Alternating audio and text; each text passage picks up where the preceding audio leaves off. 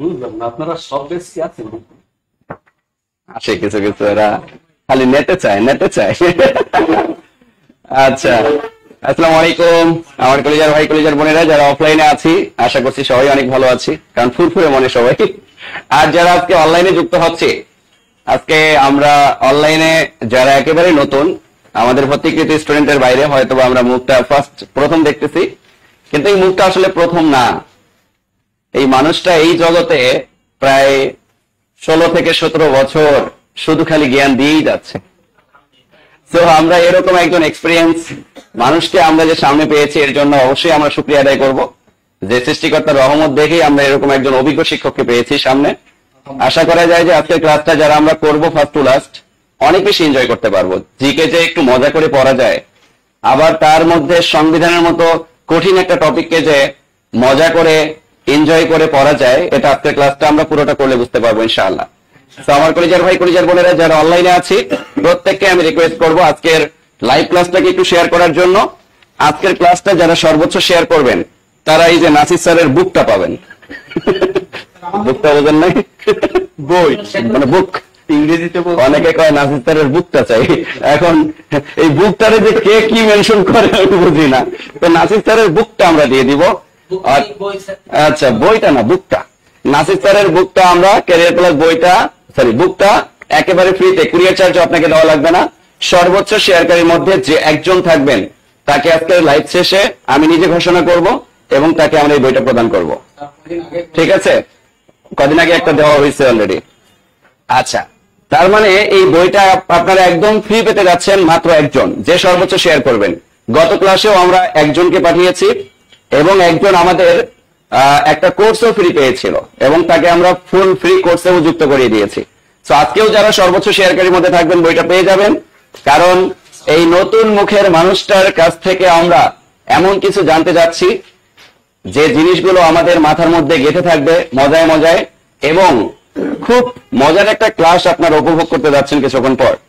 তো স্যার, অনলাইনে একটু মাঝে মধ্যে ঠুস মাইরেন, দেখেন আমার কলিজার ভাই কলিজার বোনেরা একটু যাতে করে একটু আভাস পায়।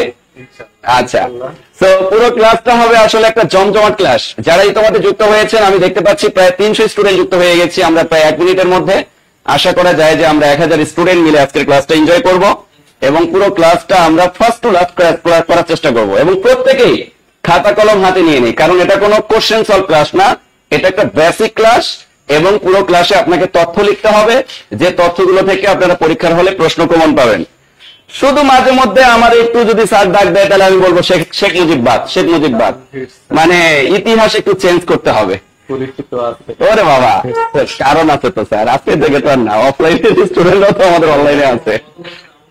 আচ্ছা, যারা স্যারকে আমরা অনেক আগে থেকে বিভিন্ন জায়গায় ক্লাস করেছি বা স্যারকে আমরা আগে থেকে চিনি, এখানে তো আর স্যারকে চেনানোর কোনো কিছু নাই। স্যারের এক্সপিরিয়েন্স, অভিজ্ঞতা, পড়ানোর স্টাইল আমরা সবই জানি, সবই বুঝি। শুধুমাত্র আজকে একটু ক্লাসের মধ্যে পরিচয় হয়ে যাবে। নামটা নাই বললাম, তানভীর স্যার। আমাদের প্রিয় তানভীর স্যারের ক্লাস আমরা শুরু করে দেই। ওকে স্যার, আপনি আপনার মতো করে শুরু করে দেন। ওকে, ধন্যবাদ। এটা একটু দেই স্যার, একটু সাউন্ড যাইবে আর কি। ঠিক আছে, আমি দিলে আবার না করি না। আসসালামু আলাইকুম, কেমন আছেন সবাই? আলহামদুলিল্লাহ। স্যারের ক্লাস ইসরাত জামান, আপনি কোথায় আমার ক্লাস করেছিলেন একটু কমেন্টস করে যদি জানাতেন। আলহামদুলিল্লাহ ভালো আছি, আপনারা কেমন আছেন? আজকে আমরা সংবিধানের, মহান সংবিধানের কিছু বিষয় নিয়ে আলোচনা করতে যাচ্ছি। আজকের যে আলোচনার বিষয়গুলো হবে, আজকের আলোচনার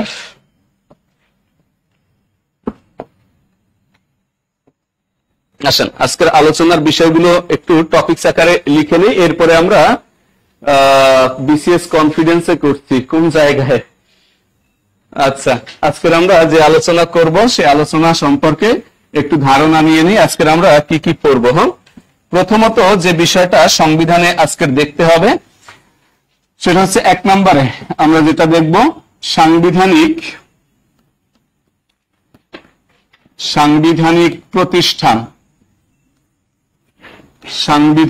প্রতিষ্ঠান নিয়ে আলোচনা করব। এরপরে 2 নম্বরে দিয়ে আমরা আলোচনা করব 2 নম্বরে সাংবিধানিক পথ। সাংবিধানিক পথ 3 নম্বরে আমরা আলোচনা করব সাংবিধানিক পদে বয়স এবং শপথ। সাংবিধানিক পদে বয়স এবং শপথ।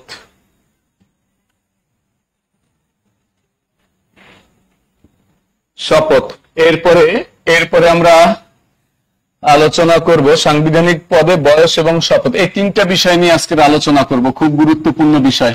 প্রথমত পড়ব সাংবিধানিক প্রতিষ্ঠান, এরপরে পড়ব সাংবিধানিক পদ, আর এরপরে পড়ব সাংবিধানিক পদে বয়স এবং সাংবিধানিক পদে শপথ। ওকে, ক্লিয়ার?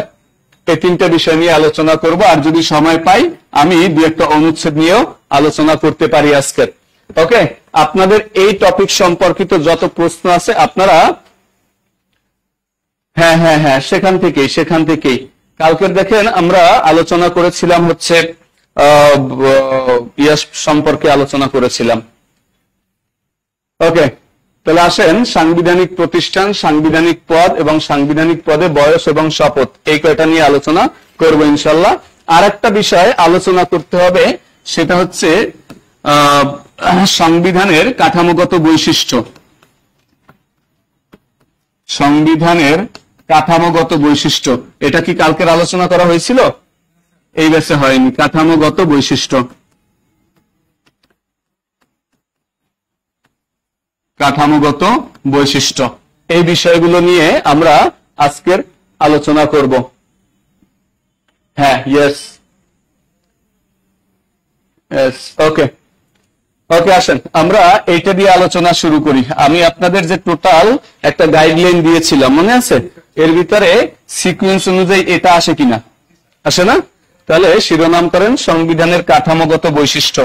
শিরোনাম করেন সংবিধানের কাঠামোগত বৈশিষ্ট্য। সবাই শিরোনাম করেন কাঠামোগত বৈশিষ্ট্য।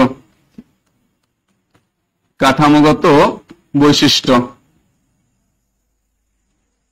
মনে রাখবেন। আগে একটু বলে নেই, সংবিধানের কাঠামো হচ্ছে 2টা। সংবিধানের কাঠামো কয়টি? 2টি। 1 নম্বরে হচ্ছে অভ্যন্তরীণ, আর একটা হচ্ছে বাহ্যিক। তাহলে একটু লিখেন সংবিধানের কাঠামো 2টি। সংবিধানের কাঠামো 2টি। 1 নম্বর দিয়ে লিখবেন অভ্যন্তরীণ কাঠামো। অভ্যন্তরীণ কাঠামো, অভ্যন্তরীণ কাঠামো। আর 2 নম্বর দিয়ে লিখবেন বাহ্যিক কাঠামো। বাহ্যিক কাঠামো, একটা হচ্ছে অভ্যন্তরীণ কাঠামো আর একটা হচ্ছে বাহ্যিক কাঠামো। একটু লিখেন অভ্যন্তরীণ কাঠামো আর একটা বাহ্যিক কাঠামো। তাহলে কয়টা কাঠামো? 2টি। এবার শিরোনাম করেন অভ্যন্তরীণ কাঠামো। অভ্যন্তরীণ কাঠামো। অভ্যন্তরীণ কাঠামো লিখবেন 4টি। কয়টি? অভ্যন্তরীণ কাঠামো 4টি। অভ্যন্তরীণ কাঠামো 4টি। অভ্যন্তরীণ কাঠামো 4টি। আচ্ছা, সাউন্ড কি ক্লিয়ার কিনা একটু বলেন তো, সবাই একটু কমেন্টস করেন তো, সাউন্ড ক্লিয়ার কিনা, সাউন্ড শোনা যাচ্ছে কিনা?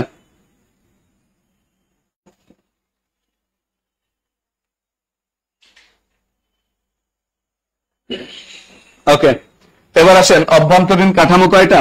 4টা। 1 নাম্বার দিয়ে লিখবেন প্রস্তাবনা। 1 নম্বরে হচ্ছে প্রস্তাবনা। সংবিধানের প্রস্তাবনা 1টি। প্রস্তাবনা কয়টি? 1টি। আর এটাকে সংবিধানের গাইডিং স্টার বলা হয়। গাইডিং স্টার বলা হয়। সংবিধানের গাইডিং স্টার বলা হয়। Sound clear? সুতরাং যার কাছে সাউন্ড ক্লিয়ার নয়, এটা সম্পূর্ণ তার সমস্যা। আগে নিজের সমস্যাটা আইডেন্টিফাই করেন। ওকে, তাহলে প্রস্তাবনা 1টি। এই প্রস্তাবনাকে কি বলা হয়? সংবিধানের গাইডিং স্টার বলা হয়। 2 নাম্বার দিয়ে লিখবেন ভাগ। সংবিধানে ভাগ কয়টি? 11টি। এই 11টি ভাগ, এই 11টি ভাগ আপনাকে সম্পূর্ণ মুখস্থ রাখতে হবে। এর আগে যারা এই ক্লাস করার আগে, আমার ক্লাস করার আগে যারা সংবিধান কোনো না কোনো ভাবে পড়ছেন, তারা কিন্তু এই 11টা ভাগ মুখস্থ করার চেষ্টা করছেন না? করছেন, কিন্তু মনে থাকে নাই। ইনশাল্লাহ যখন আমি পড়াবো তখন ইনশাল্লাহ সব হয়ে যাবে। ক্লিয়ার? এবার আসেন ভাগ 11টি। 3 নাম্বার দিয়ে লিখবেন অনুচ্ছেদ। অনুচ্ছেদ, অনুচ্ছেদ হচ্ছে 153টি, 153টি। আর 4 নাম্বার দিয়ে লিখবেন তফসিল। তফসিল, তফসিল হচ্ছে কয়টা? তফসিল হচ্ছে 4 যোগ 3 সমান কয়টা? 7টি। অর্থাৎ আগে ছিল 4টি, পরবর্তীতে একই সাথে যুক্ত হয়েছে 3টি। এই হচ্ছে কয়টা? 7টা। 7টা। লেখা শেষ? ওয়ালাইকুম আসসালাম। লেখা হয়েছে? লেখা হয়েছে? তাহলে আমাদের অভ্যন্তরীণ কাঠামো কয়টা? অভ্যন্তরীণ কাঠামো হচ্ছে 4টি। অভ্যন্তরীণ কাঠামো 4টি। 1 নম্বরে কি? প্রস্তাবনা। 2 নম্বরে কি? ভাগ। 3 নম্বরে কি? অনুচ্ছেদ। 4 নম্বরে কি? তফসিল। এবার বলেন, এবার বলেন, এবার আমি আপনাকে একটু টেকনিক্যাল প্রশ্ন করি। হ্যাঁ, টেকনিক্যাল প্রশ্ন করি, উত্তর দিবেন। বলেন তো সংবিধান শুরু হয়েছে কি দিয়া? সংবিধান শুরু হয়েছে প্রস্তাবনা দিয়ে। এবার বলেন সংবিধান শেষ হয়েছে কি দিয়ে? হ্যাঁ, তফসিল দিয়ে। কি দিয়ে হয়েছে? তফসিল দিয়ে হয়েছে। কথা কি ক্লিয়ার? এটা লিখতে হবে, মুখস্থ করতে হবে। তাহলে অভ্যন্তরীণ কাঠামো কয়টা? 4টা। এখন বলেন যেটা দিয়ে শেষ হয়েছে তফসিল, তফসিল মানে কি? বলেন তফসিল কাকে বলে? বলেন তফসিল মানে কি? না আমরা জানি না কেউ, নাকি অনলাইনে কেউ জানেন তফসিল মানে কি?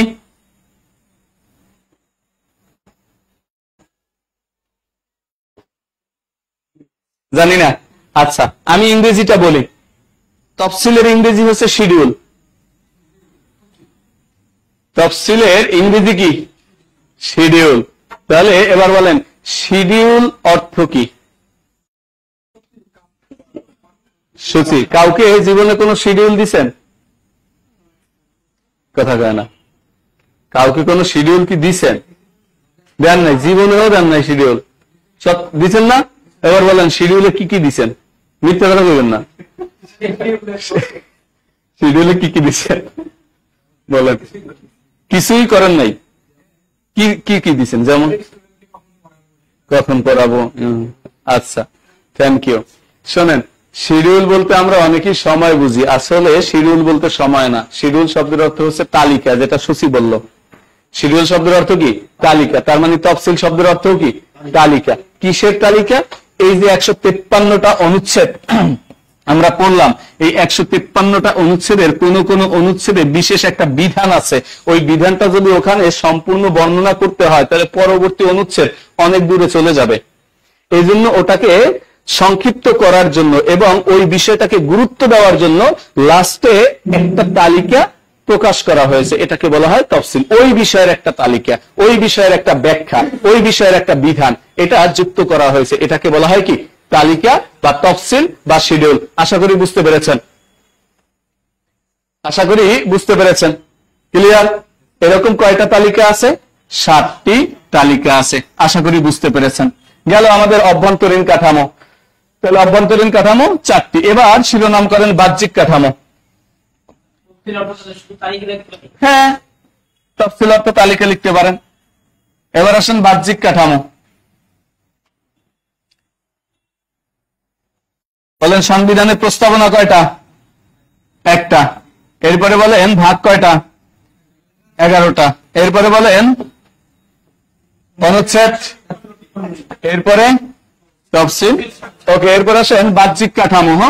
এই বাহ্যিক কাঠামোর কি নাই? ধরাবাঁধা সংখ্যা নাই, শুধু স্টার চিহ্ন দিয়ে লিখে রাখেন। প্রথম স্টার চিহ্ন দিয়ে লেখেন সংবিধান হাতে লেখা। সংবিধান হাতে লেখা। সংবিধান হাতে লেখা। সংবিধান হাতে লেখা, দেখছেন হাতে লেখা। পরের পয়েন্ট দিয়ে লিখেন লিখেছেন, এটা পরীক্ষায় আসে। লিখেছেন শিল্পী আব্দুর রউফ, শিল্পী আব্দুর রউফ, শিল্পী আব্দুর রউফ। এরপরে লিখেন কত পৃষ্ঠায় লিখছে, হস্তলিখিত সংবিধান, হস্তলিখিত সংবিধান, লিখিত সংবিধান, সংবিধানের পৃষ্ঠা 93টি। এরপরে লিখবেন, দেখেন তো লেখার পরে আবার স্বাক্ষর করছিল না, মনে আছে? কয়জন জানো গতকালকের স্বাক্ষর করছিল? 399 জন। এই 399 যদি স্বাক্ষর করে তাহলে পৃষ্ঠা সংখ্যা আরো বাড়বে কিনা? তাহলে পরের পয়েন্টে লেখেন স্বাক্ষর সহ। কি হয়েছে বুঝলাম না। স্বাক্ষর সহ পৃষ্ঠা 108টি। কয়টি? 108টি। স্বাক্ষর সহ পৃষ্ঠা 108টি। ওকে, 108টি। আর একটা পয়েন্ট দিয়ে লিখবেন মোট পৃষ্ঠা, মোট পৃষ্ঠা 109টি, অর্থাৎ 108তম পৃষ্ঠায় স্বাক্ষর দেওয়া শেষ হয়ে গেছে। এরপরে আরো একটা পৃষ্ঠা পরবর্তীতে আছে, তাহলে মোট পৃষ্ঠা কয়টা? 109টি। তাহলে হস্তলিখিত সংবিধানের পৃষ্ঠা 93টি, স্বাক্ষর সহ পৃষ্ঠা 108টি, মোট পৃষ্ঠা 109টি। আশা করি বুঝতে পেরেছেন। ওকে, এরপরে লিখেন, এরপরের পয়েন্ট দিয়ে লিখেন প্রতিটি পৃষ্ঠার চারপাশ, প্রতিটি পৃষ্ঠার চারপাশ চামড়া দিয়ে বাঁধানো। কি দিয়ে? চামড়া দিয়ে বাঁধানো, চামড়া দিয়ে বাঁধানো, চামড়া দিয়ে বাঁধানো। এই চামড়ার কাজ কে করেছেন? পরের পয়েন্ট, চামড়ার কাজ করেছেন, চামড়ার কাজ করেছেন 3 জন। কয়জন ব্যক্তি? 3 জন। 1 নম্বর দিয়ে লিখবেন জুনাবুল ইসলাম। 1 নম্বরে কি? জুনাবুল ইসলাম। 2 নম্বর সমরজিৎ রায় চৌধুরী, সমরজিৎ রায় চৌধুরী, চৌধুরী। এরপরে 3 নম্বরে আবুল বারাক আলভি, আবুল বারাক আলভি। কয়জন ব্যক্তি? 3 জন ব্যক্তি, আবুল বারাক আলভি।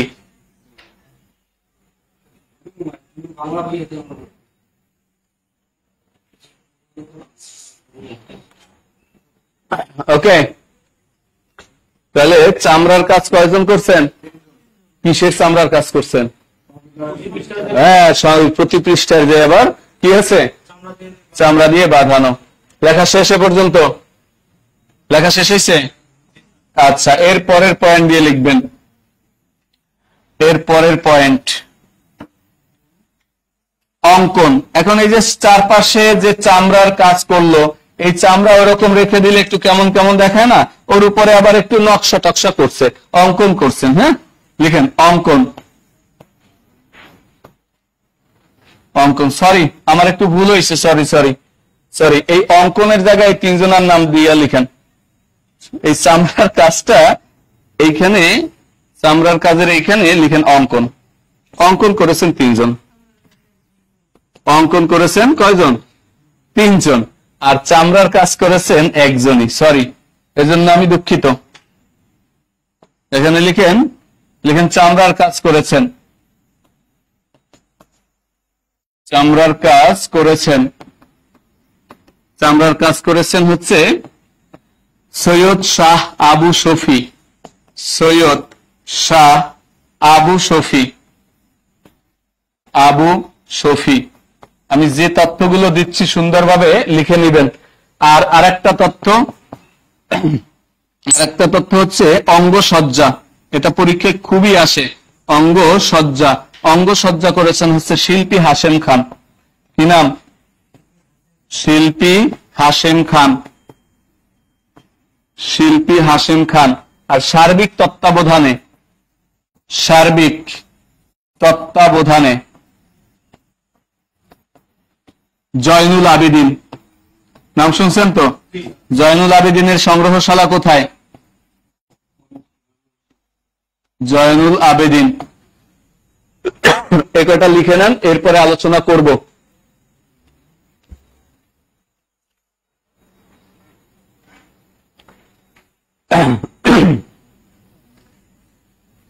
লেখা শেষ? তাহলে প্রতিটি পৃষ্ঠার চারপাশ চামড়া দিয়ে বাঁধানো। এরপরে চামড়ার কাজ করেছেন সৈয়দ শাহ আবু শফি। এরপরে অঙ্কন করেছেন তিনজন, জুনাবুল ইসলাম, সমরজিৎ রায় চৌধুরী, আবুল বারাক আলভি। এরপরে অঙ্গসজ্জা শিল্পী হাশেম খান, আর সার্বিক তত্ত্বাবধানে জয়নুল আবেদিন। জয়নুল আবেদিন। হ্যাঁ, অঙ্গসজ্জা শিল্পী হাশেম খান।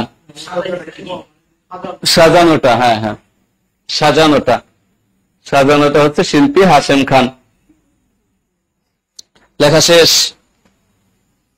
লেখা হলে ডান লিখেন।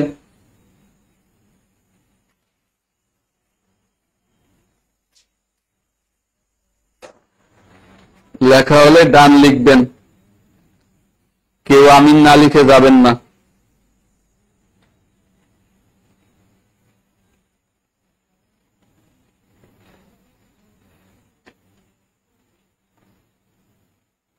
লেখা শেষ?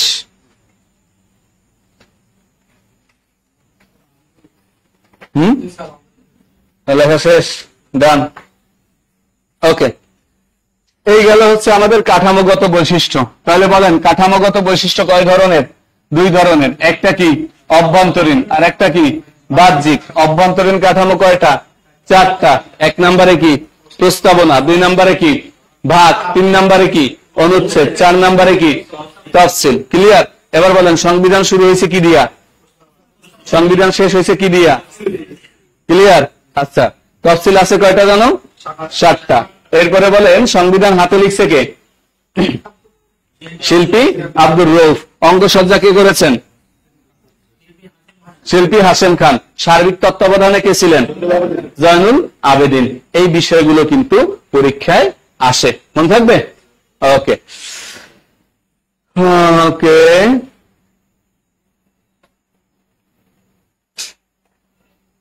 হ্যাঁ, এই যে কাঠামোগত বৈশিষ্ট্য, এই যে কাঠামোগত বৈশিষ্ট্য পড়লাম, একটা অভ্যন্তরীণ আর একটা বাহ্যিক। এগুলো আমরা বাহ্যিক ইয়া বললাম, এর আগে বলছি আমি অভ্যন্তরীণ।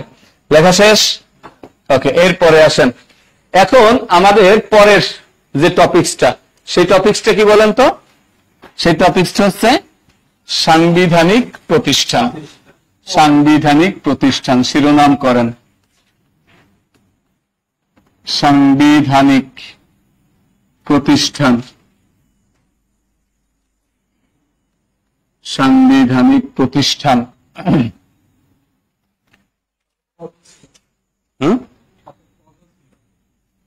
শুধু আগে প্রতিষ্ঠানটা, হ্যাঁ,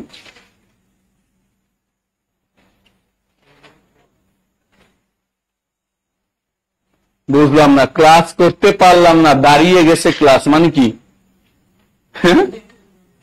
ওহো, ক্লাস দাঁড়াই কেমনে, বুঝলাম না কিছু। এতদিন কি ভুল জানতাম ক্লাসও দাঁড়ায়? আচ্ছা, সেইটা বলেন, বলে ক্লাসটা করতে পারলাম না, দাঁড়িয়ে গেছে ক্লাস। আল্লাহ আপনার বিচার করুক। আচ্ছা, সাংবিধানিক প্রতিষ্ঠান। এবার শোনেন, সাংবিধানিক প্রতিষ্ঠান যদি আমরা পড়তে চাই তাহলে অবশ্যই আগে সংবিধানের যে কয়টা ভাগ আছে এই ভাগগুলো আগে আমাদেরকে জানতে হবে। ভাগ জানো কয়টা? 11টা। আমি সুন্দরভাবে সিকুয়েন্স অনুযায়ী লিখি, এরপরে আপনিও লিখে নেন, এরপরে আমরা আলোচনা করবো। ওকে, তাহলে আসেন, ভাগ 11টি এখানে লিখবেন, আবার ভাগ 11টি। 1 নাম্বার দিয়ে লিখবেন, প্রথম ভাগ। প্রথম ভাগ, আমার এই যে অক্ষরগুলো গায়েব হয় কেন? প্রথম ভাগ প্রজাতন্ত্র, প্রজাতন্ত্র, অনুচ্ছেদ 1 থেকে 7। এরপরে দ্বিতীয় ভাগ, দ্বিতীয় ভাগ রাষ্ট্র পরিচালনার, রাষ্ট্র পরিচালনার, পরিচালনার মূলনীতি, মূলনীতি 8 থেকে 25। তৃতীয় ভাগ, তৃতীয় ভাগ মৌলিক অধিকার, মৌলিক অধিকার, মৌলিক অধিকার 26 থেকে কত? 47, 26 থেকে 47। ওয়ালাইকুম আসসালাম।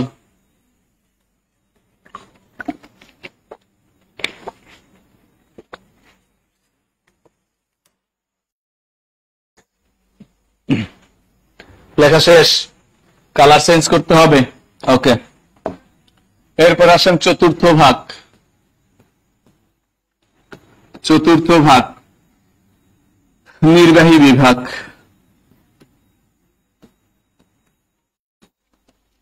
নির্বাহী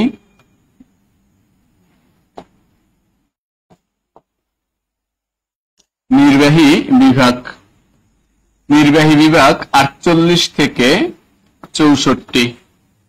এরপরে পঞ্চম ভাগ, পঞ্চম ভাগ আইন বিভাগ,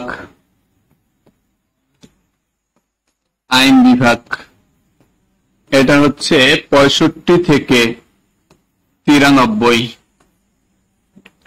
এরপরে ষষ্ঠ ভাগ, বুঝলাম না গায়েব হয় কেন? হ্যাঁ, ষষ্ঠ ভাগ বিচার বিভাগ, বিচার বিভাগ কত থেকে কত বলেন তো? 94 থেকে 117। এরপরে সপ্তম, সপ্তম ভাগ, সপ্তম ভাগে কি আছে বলেন তো? নির্বাচন,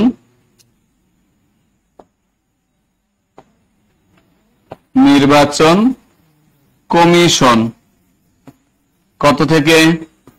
118 থেকে 126। এরপরে অষ্টম, অষ্টম ভাগ মহা হিসাব নিরীক্ষক, মহা হিসাব নিরীক্ষক ও নিয়ন্ত্রক, নিরীক্ষক ও নিয়ন্ত্রক কত থেকে কত? 127 থেকে 132। এরপরে নবম, নবম ভাগ, নবম ভাগে আমাদের হচ্ছে কর্ম কমিশন, কর্ম কমিশন। এই কর্ম কমিশন হচ্ছে 133 থেকে 141। ওকে, এরপরে আসেন দশম, দশম ভাগ। এই দশম ভাগটা হচ্ছে, আচ্ছা দশম ভাগটা এখানে না লিখে আমরা একটু এদিকে লিখি।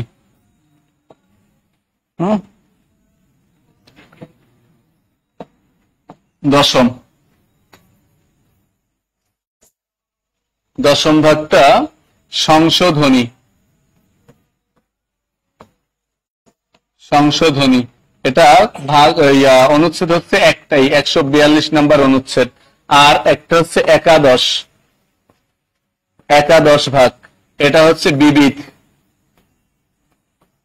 বিবিধ 143 থেকে 153, 143 থেকে 153।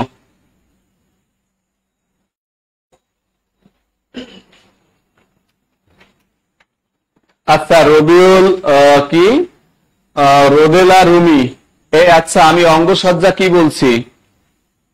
অঙ্গসজ্জা কে করেছেন?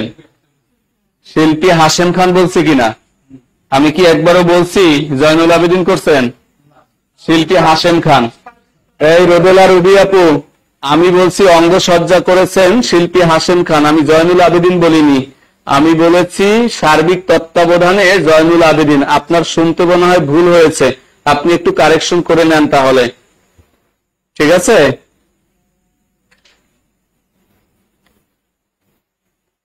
রুমি আপু, আমি অঙ্গসজ্জা বলেছি শিল্পী হাশেম খান, আর সার্বিক তত্ত্বাবধানে বলেছেন করেছেন জয়নুল আবেদিন। ওকে ওকে, ঠিক আছে। তাহলে লেখা হয়েছে এই কয়টা ভাগ? 11টা ভাগ। 11টা ভাগ আপনাকে টানা সিকুয়েন্স অনুযায়ী মুখস্থ করতে হবে, মুখস্থ রাখতে হবে। কথা কি ক্লিয়ার? এখন বলেন কার কার মুখস্থ আছে? কার কার মুখস্থ আছে বলেন? হ্যাঁ, ওটা পরে হবে না, আগে বলেন কারো মুখস্থ আছে কিনা।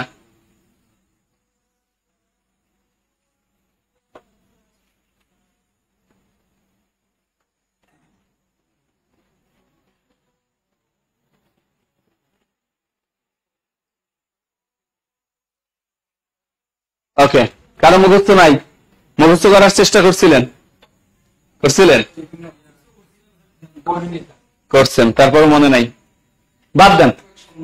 দৌড়ো ছন্দ, ছন্দ মুখস্থ করতে করতে ছন্দ নিয়ে পরীক্ষার হলে যাবেন, দেখবেন কোনটা কোনটার ছন্দ এটাই মনে নাই, কোনটা কোনটার ছন্দ এটাই মনে নাই, নিজের ছন্দই বের হয়ে যাবে। এরপরে পরীক্ষার হল থেকে বের হয়ে আর একটা ছন্দ তৈরি করবেন, কোনটা কোনটার ছন্দ মনে রাখার জন্য আর একটা ছন্দ, তাই না? জীবনে যত কষ্ট করে ছন্দ মুখস্থ করেন, তত কষ্ট করলে, ততটা কষ্ট করলে মনে হয় ওই টোটাল টপিকসটাই শেষ হয়ে যায়, তাই না? ওকে, তাহলে আসেন, কারো যদি মনে না থাকে, কেউ যদি মনে থাকতে না চায়, তাহলে জোর করে কি আর রাখা যায়? তা রাখতে চান কেন? যারে জীবনে বেশি পাত্তা দিছেন সেই সবচেয়ে বড় শেখাটা আপনারে দিছে, তাই না? কারণ তারে সারা জীবন মনের ভিতরে রাখতে চাইছেন, সেই আপনারে বড় শেখাটা দিছে। সুতরাং পাত্তা দিয়েন না, দেখবেন ও আপনি চলে আসবেন। আর দেখেন যারে জীবনে কোনো পাত্তাই দেন নাই, ডোন্ট কেয়ার, সে আপনারে গোপনে গোপনে কত ভালোবাসে, তাই না? সুতরাং এটারেও এত পাত্তা দেওয়ার দরকার নেই। আসেন আমরা একবার একটু প্র্যাকটিস করি। বলেন প্রথম ভাগে কি আছে, দ্বিতীয় ভাগে কি আছে, তৃতীয় ভাগে কি আছে, চতুর্থ ভাগ, পঞ্চম ভাগ, ষষ্ঠ ভাগ, সপ্তম, অষ্টম, নবম, দশম, একাদশ। ওকে, বাদ দেন, যা পড়ছেন আলহামদুলিল্লাহ, আর কিছু বলার দরকার নাই। হ্যাঁ, এবার আসেন প্রথম ভাগে কি আছে, প্রজাতন্ত্র। আচ্ছা, এই প্রজাতন্ত্র বলতে কি কোনো প্রতিষ্ঠানকে বুঝায়? প্রজাতন্ত্রকে বলতে কি কোনো প্রতিষ্ঠানকে বুঝায়? প্রতিষ্ঠান বুঝায় না। দ্বিতীয় ভাগে কি আছে, রাষ্ট্র পরিচালনার মূলনীতি। এই মূলনীতি বলতে কি কোনো প্রতিষ্ঠান বুঝায়? বুঝায় না। এরপরে বলেন তৃতীয় ভাগে কি আছে, মৌলিক অধিকার। এটা বলতে কি কোনো প্রতিষ্ঠান বুঝায়? বুঝায় না। এরপরে বলেন চতুর্থ ভাগে কি আছে, নির্বাহী বিভাগ। এটা বলতে কি প্রতিষ্ঠান বুঝায়? এটা একটা প্রতিষ্ঠান বুঝায়। এরপরে বলেন পঞ্চম ভাগে কি আছে, এটা বলতে কি প্রতিষ্ঠান বুঝায়? বুঝায়। এরপরে বলেন ষষ্ঠ ভাগে কি আছে, বিচার বিভাগ। প্রতিষ্ঠান বুঝায়? বুঝায়। এরপরে বলেন সপ্তম ভাগে কি আছে, প্রতিষ্ঠান বুঝায়? বুঝায়। এরপরে বলেন অষ্টম ভাগে কি আছে, প্রতিষ্ঠান বুঝায়? বুঝায়। নবম ভাগে কি আছে, প্রতিষ্ঠান বুঝায়? বুঝায়। এরপরে বলেন দশম ভাগে কি আছে, প্রতিষ্ঠান বুঝায়? না। দশম ভাগে একাদশে কি আছে, বিবিধ। প্রতিষ্ঠান বুঝায়? বুঝায় না। তাহলে বলেন তো এই চতুর্থ থেকে নবম ভাগ পর্যন্ত সংবিধানে কয়টা প্রতিষ্ঠানের কথা বলা হয়েছে? 6টা।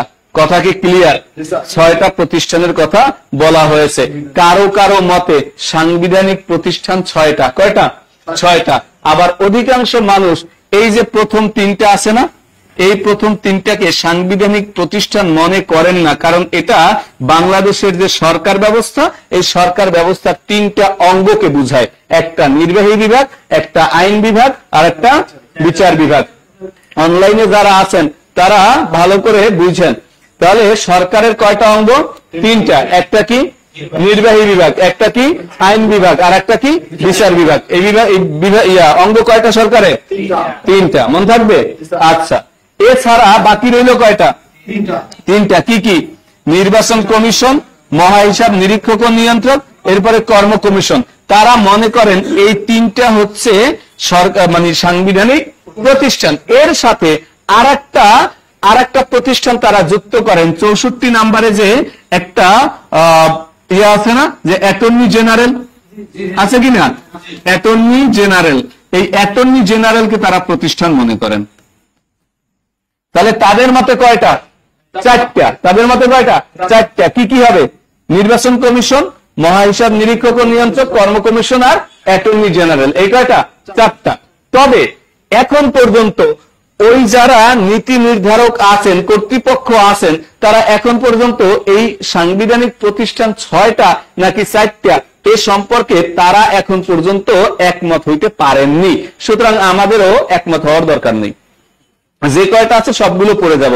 বিশ্বাস করেন কোনদিন এই প্রশ্ন আসে নাই যে সাংবিধানিক প্রতিষ্ঠান কয়টি,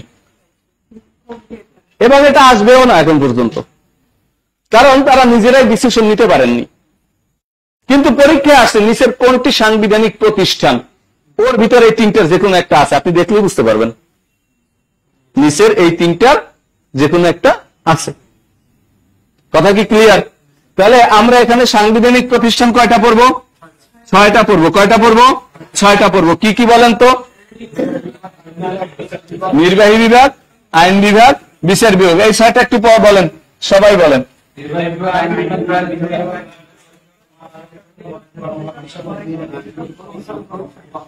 তাহলে এটা বাদ, এটা বাদ কিনা? হ্যাঁ, এখন লক্ষ্য করেন, লক্ষ্য করেন। কি লক্ষ্য করবেন? তাহলে প্রথম তিনটা সরকারের তিনটা অঙ্গ, এই তিনটা নিয়ে সরকার গঠিত হয়। এই তিনটা নিয়ে সরকার গঠিত হয়। কি কি? পঞ্চম, ষষ্ঠ, সপ্তম।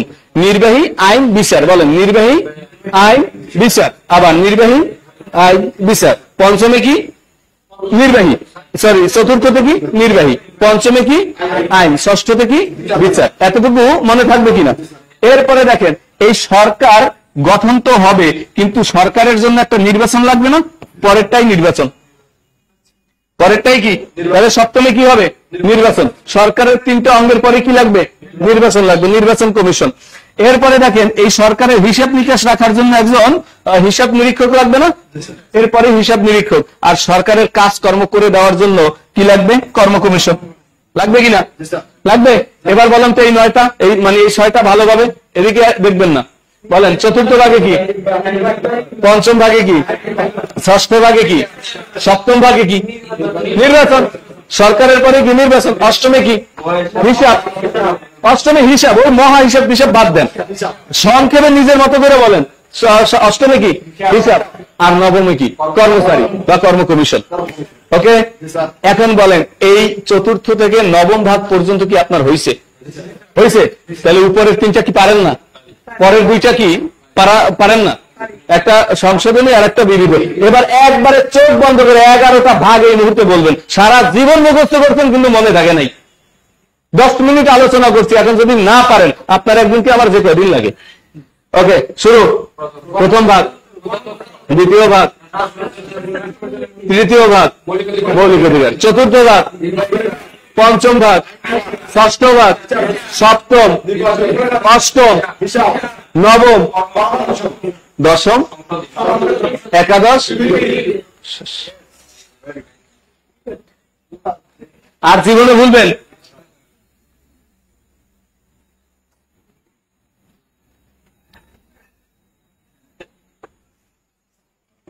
আর জীবনে কি ভুলবেন? মনে থাকবে? তাহলে এবার লিখেন, পরের পয়েন্ট দিয়ে লেখেন সাংবিধানিক প্রতিষ্ঠান 6টি। আমরা এই 6টি লিখবো। হ্যাঁ, বাকিটা পরে একটু নোট দিয়ে লিখে দিব না, তবে কারো কারো মতে 4টি। ওকে, ওই কনসেপ্টটা আপনি ভালো করে জানবেন। আমরা এখানে শুধু মুখস্থ করতে আসি নাই, আমরা এখানে বোঝার জন্য আসছি। ক্লিয়ার? একটা তথ্য মুখস্থ করবেন না আমার ক্লাসে।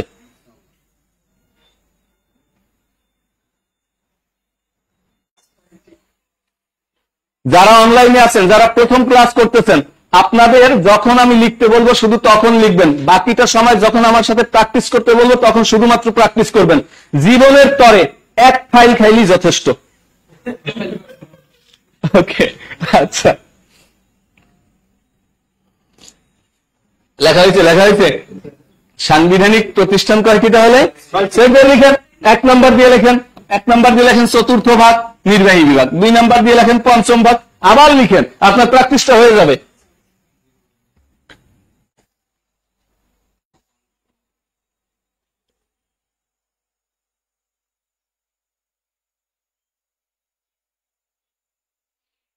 ওকে,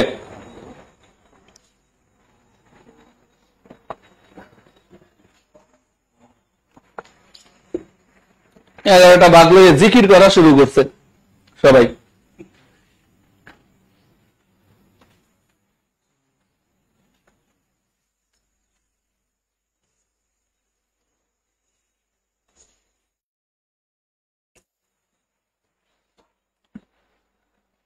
লেখা হয়েছে, দ্রুত লিখেন।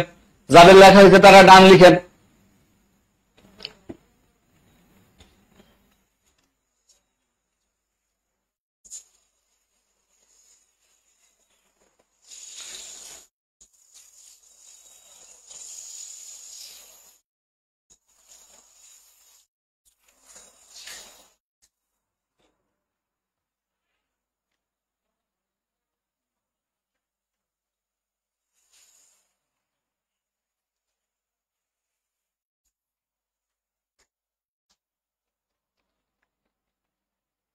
লেখা শেষ,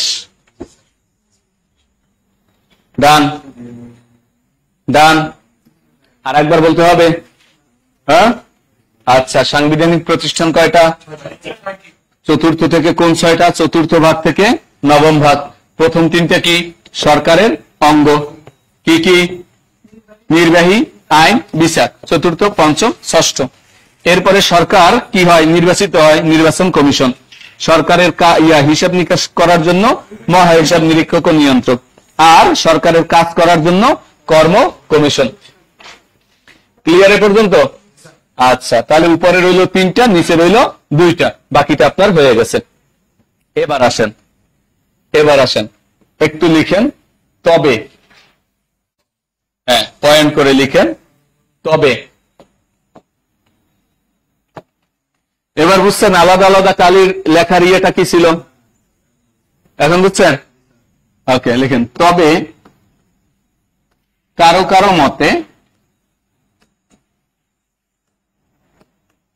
মতে সাংবিধানিক প্রতিষ্ঠান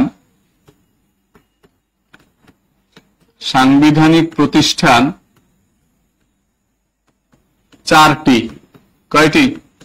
4টি। কি কি? এই 3টা লিখবেন, আর এর সাথে যুক্ত হবে অ্যাটর্নি জেনারেল। বলবো না, আইন বিষয়ক কর্মকর্তা।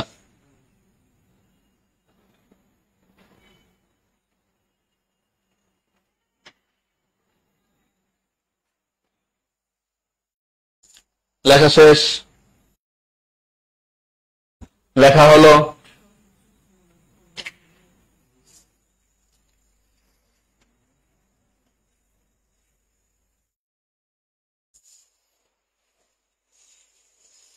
এখন আমি ডিসিশন নিতে পারবো পরীক্ষার হলে যে পরীক্ষায় যদি আসে কোনটি সাংবিধানিক প্রতিষ্ঠান? পারবো ইনশাআল্লাহ। হ্যাঁ, ওকে, তাহলে নেক্সট স্লাইডে যাব। ওকে, এবার আসেন সাংবিধানিক পদ। শিরোনাম করেন সাংবিধানিক পদ।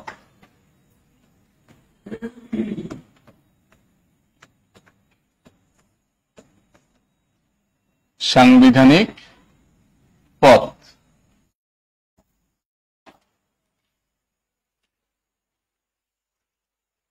সাংবিধানিক পদ লেখা শেষ। ওকে, আচ্ছা বলেন তো সাংবিধানিক পদ থাকবে কোথায়? প্রতিষ্ঠানের মধ্যে। প্রতিষ্ঠান থাকলে তো পদ থাকবে, তাই না? তাহলে প্রতিষ্ঠান জানো কয়টা? 6টা। ওই 6টা প্রতিষ্ঠানের মধ্যেই পদগুলো থাকবে। তাহলে আগে একটু দেখি এই 6টা প্রতিষ্ঠানের মধ্যে কি কি পদ আছে, কি কি পদ আছে সেটা একটু দেখি আমি। হ্যাঁ, আমি এখান থেকে এটা মুছে দিলাম, এগুলো মুছে দেই। আপনারা কিন্তু কেউ কিছু লিখবেন না, জাস্ট একটু দেখেন, কিচ্ছু লিখবেন না, যা লেখানোর আমি লেখাই দেব। আগে আপনারা দেখেন নির্বাহী বিভাগ।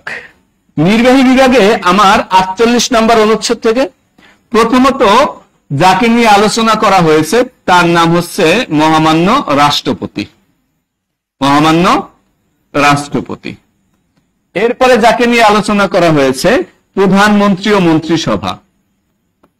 প্রধানমন্ত্রী ও মন্ত্রিসভা। মন্ত্রিসভা। এরপরে দেখেন তো 64 নম্বর অনুচ্ছেদে অ্যাটর্নি জেনারেল আছে কিনা? Attorney general. তাহলে অ্যাটর্নি জেনারেল সংবিধানে কোন বিভাগে আলোচনা করা হয়েছে? কোন বিভাগে? নির্বাহী বিভাগে। কোন বিভাগে? নির্বাহী বিভাগে আলোচনা করা হয়েছে। এখন যদি প্রশ্ন আসে অ্যাটর্নি জেনারেল কোন বিভাগের কর্মচারী? নির্বাহী বিভাগে। তাহলে আইন বিভাগ বলেন কেন? সংবিধান বলছে এটা নির্বাহী বিভাগের, আপনি উত্তর দিলেন আইন বিভাগের। হইলে এটা বলেন। হ্যাঁ, কথা কি ক্লিয়ার? ওকে, তাহলে এবার আসেন। হ্যাঁ, না, রাষ্ট্রপতি, প্রধানমন্ত্রী ও মন্ত্রিসভা, আর কে? Attorney general. ক্লিয়ার? এ লিখতে নিষেধ করছি, পরে আগে বুঝে নেই। এরপরে আইন বিভাগ। বলেন তো আমাদের আইন বিভাগের নাম কি? আইন বিভাগের নাম কি? আইন বিভাগের নাম হচ্ছে জাতীয় সংসদ। গতকালকে দেখাইনি? দেখাই নেই, মনে নাই? হ্যাঁ, জাতীয় সংসদ। আমাদের এই আইন বিভাগের পূর্ব নাম কি ছিল? গণপরিষদ। এরে আল্লাহ! শুনেন শোনেন, আপনারা যারা অনলাইনে আজকের আমার নতুন ক্লাস একেবারে প্রথম ক্লাস করছেন, বিশ্বাস করেন যারা এর আগে আমার ক্লাস করছে আপনারা তো কিছু পারেনই না, যারা ক্লাস করছে তারাও পারে না। সুতরাং আপনাদের কষ্ট পাওয়ার কিছু নেই যে আমরা এই ক্লাস করতেছি এটা সেটা চিন্তা করার দরকার নেই। কথা বুঝছেন? যারা আগের ক্লাসে পড়ছে আমার তারাও কিছু পারে না, তাহলে বুঝেন আমি কেমন শিক্ষক। কথা বুঝছেন? আচ্ছা, এখন আসেন, এটা বিষয়টা হচ্ছে ভুলে যাওয়াটাই স্বাভাবিক। ভুলে গেছি, মন খারাপ করার কিছু নাই। হ্যাঁ, এটা ভুলে যাওয়াটা স্বাভাবিক, বরঞ্চ মনে রাখাটা হচ্ছে অস্বাভাবিক। এটা বুঝছেন?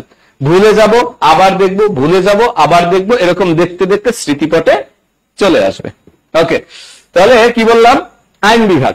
জাতীয় সংসদ। জাতীয় সংসদে দেখেন তো স্পিকার থাকেন কিনা? আবার বলেন তো ডেপুটি স্পিকার থাকেন কিনা? Deputy speaker. স্পিকার থাকেন। আচ্ছা, এরপরে বলেন তো এমপিরা থাকেন কিনা? আচ্ছা, তাহলে সংসদ সদস্যরা কোথায় থাকেন? এমপি এর সংসদ সদস্য এক? শিওর? ভালো মতন বলেন, চিন্তা ভাবনা করে বলেন। সংসদ সদস্য আর এমপি কি এক? হ্যাঁ, অনেকে এমপি চেনে, সংসদ সদস্য চেনে না। তোমাদের ওখানে এমপি কে? তো সংসদ সদস্যকে এটা তো জানি না। কথা বুঝছেন? আর একটা আছে ন্যায়পাল। আর একটা কি? ন্যায়পাল। ন্যায়পাল কি বলতে পারেন? ন্যায়পাল হচ্ছে সরকারের বাস। ন্যায়পাল মানে কি? সরকারের বাস। বাস মানে সরকার যত আকাম কুকাম করবে না, ওই আকাম কুকামের অডিট করবে হচ্ছে ন্যায়পাল। কথা কি ক্লিয়ার? এই জন্য কোন সরকার আইসা ওই গান গায় না যে আমি জেনে শুনে বিষ করেছি পান। কথা বুঝেন নাই? কেউ আইসা ন্যায়পাল নিয়োগ দিবে না। না, কথা কি বুঝছেন? এই জন্য বাংলাদেশে এখন পর্যন্ত কোনো ন্যায়পাল নাই, নাই, সংবিধানে আছে নাই ন্যায়পাল। কথা বুঝছেন? ওকে ওকে, আশা করি বুঝতে পারছেন।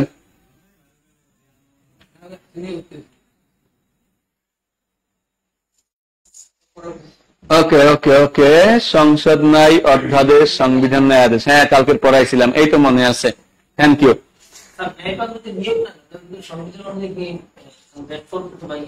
না, এখন বিষয় হচ্ছে ন্যায়পাল নিয়োগ দিতে পারেন, কিন্তু নিয়োগ দেওয়ার জন্য আইনে তৈরি করা আছে। নিয়োগ দেন বা না দেন সেটা পরের বিষয়।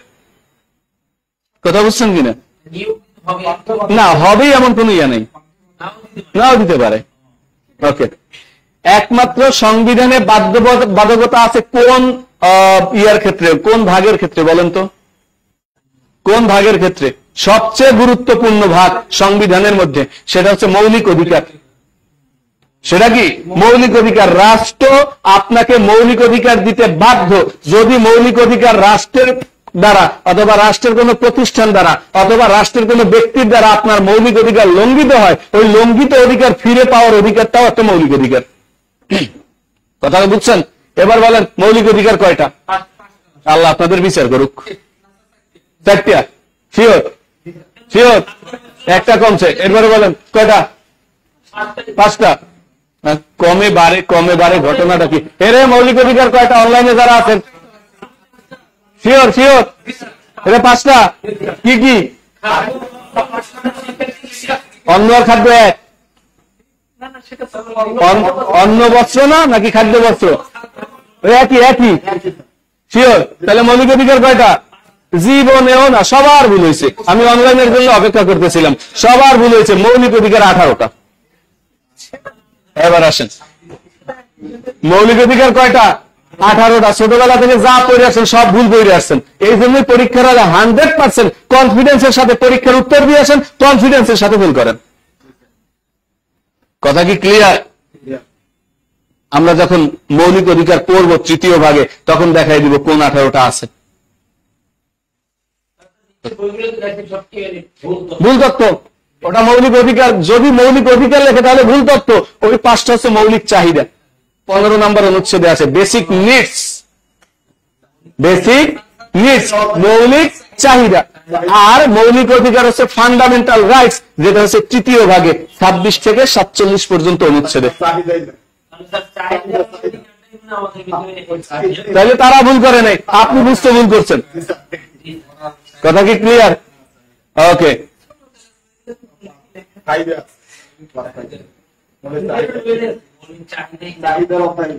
আচ্ছা, মৌলিক অধিকার কি কি এগুলো জানতে হলে চোখ রাখুন পরবর্তী ক্লাসে ইনশাআল্লাহ। বলবো কথা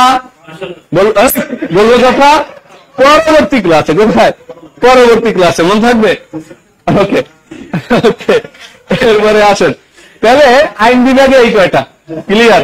এরপর আসেন বিচার বিভাগ। হ্যাঁ, বিচার বিভাগ এর নাম কি আমাদের বলেন তো? হ্যাঁ হ্যাঁ হ্যাঁ, সুপ্রিম কোর্ট। বিচার বিভাগের নাম কি? Supreme court. এখন দেখেন তো এখানে সুপ্রিম কোর্টের বিচারকরা থাকেন কিনা? সুপ্রিম কোর্টের বিচারক, সুপ্রিম কোর্টের বিচারক। এরপরে নির্বাচন কমিশন, এখানে থাকেন কারা? নির্বাচন কমিশনার। কারা থাকেন? নির্বাচন কমিশনার। একাধিক, 5 জন। আমাদের নির্বাচন কমিশনের সদস্য কয়জন? 5 জন। যখন রাজনৈতিক দল পড়াবো তখন এখানে আলোচনা করব। আমাদের সংবিধানের 100 কত নম্বর অনুচ্ছেদ? 18 নম্বর অনুচ্ছেদ। 118 নম্বর অনুচ্ছেদ অনুযায়ী নির্বাচন কমিশন গঠিত হয়। এরপরে মহা হিসাব নিরীক্ষক ও নিয়ন্ত্রক। এখানে এটা একটা প্রতিষ্ঠান, যিনি থাকেন এই প্রতিষ্ঠানে তাকেও বলা হয় মহা হিসাব নিরীক্ষক ও নিয়ন্ত্রক। আমি সংক্ষেপে লিখলাম মহা হিসাব নিরীক্ষক ও নিয়ন্ত্রক। কথা কি ক্লিয়ার? দায়ী থাকে তো অবশ্যই। ওকে, বাস্তবে তো একটা, সংবিধানে 18টা হয় কিভাবে আল্লাহ জানে। এরপরে আসেন কর্ম কমিশন, কর্ম কমিশনের নাম আমাদের পিএসসি, পাবলিক সার্ভিস কমিশন নাকি? পিএসসি এর সদস্য, পিএসসি এর সদস্য। তাহলে এবার দেখেন তো মোট কয়টা পদ হলো?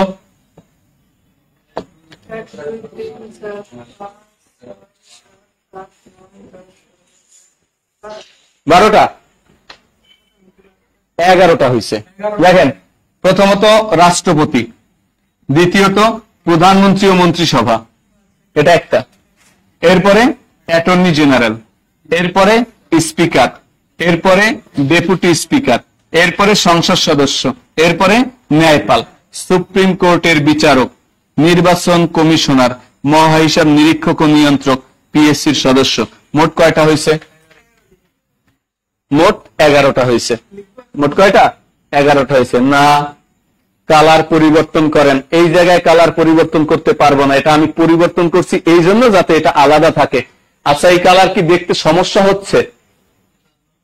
হ্যাঁ, সবাই একটু বলেন তো, সমস্যা হচ্ছে অনলাইনে যারা আছেন? কারণ এটা একটু আলাদা, এই জন্য আলাদা কালার ইউজ করছি আমি। কোন জায়গায় কোন কালারটা ব্যবহার করতে হবে এটা আমি ভালোই বুঝবো ইনশাল্লাহ। না, কেন লেখা শুরু করবেন আমি বলছি। ওকে, তাহলে কয়টা পদ পেলাম? এবার শোনেন, সংবিধানে উল্লেখ থাকলেই এটা সাংবিধানিক পদ হবে এমন কোনো কথা নেই। তাকে তৃতীয় তফসিল অনুযায়ী শপথ গ্রহণও করতে হবে। কি করতে হবে? শপথ গ্রহণও করতে হবে। তাহলে কয়টা বৈশিষ্ট্য, কয়টা শর্ত? 2টা। প্রথমত সংবিধানে উল্লেখ, দ্বিতীয়ত শপথ গ্রহণ। ক্লিয়ার? তবে অনেকে এটা মানতে চান, আবার অনেকে এটা মানতে চান না। ওকে, তাহলে যারা মানতে চান তারা বলেন অ্যাটর্নি জেনারেল। আচ্ছা বলেন তো, অ্যাটর্নি জেনারেল কার কাছে শপথ গ্রহণ করেন? অ্যাটর্নি জেনারেল কার কাছে শপথ গ্রহণ করেন?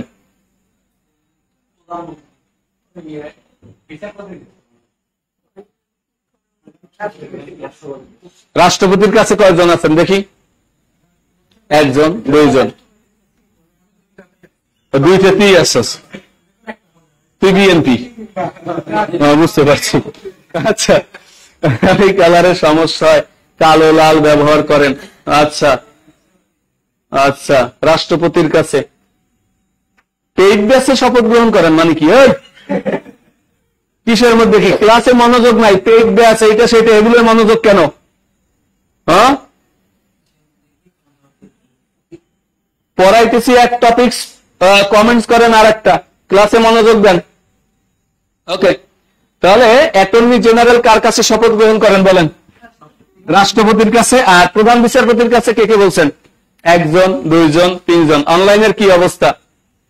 অনলাইনে স্পিকারের কাছে বলছেন, রাষ্ট্রপতির কাছে বলছেন, ওকে ওকে, প্রধানমন্ত্রীর কাছে বলছেন। গুড, কারো কাছেই না, কি এরপরে রাষ্ট্রপতি, রাষ্ট্রপতি। ওকে, ধন্যবাদ আপনাকে, কারো কাছেই না যে বলছেন সেলিম রেজা, থ্যাংক ইউ, আপনাকে অসংখ্য ধন্যবাদ।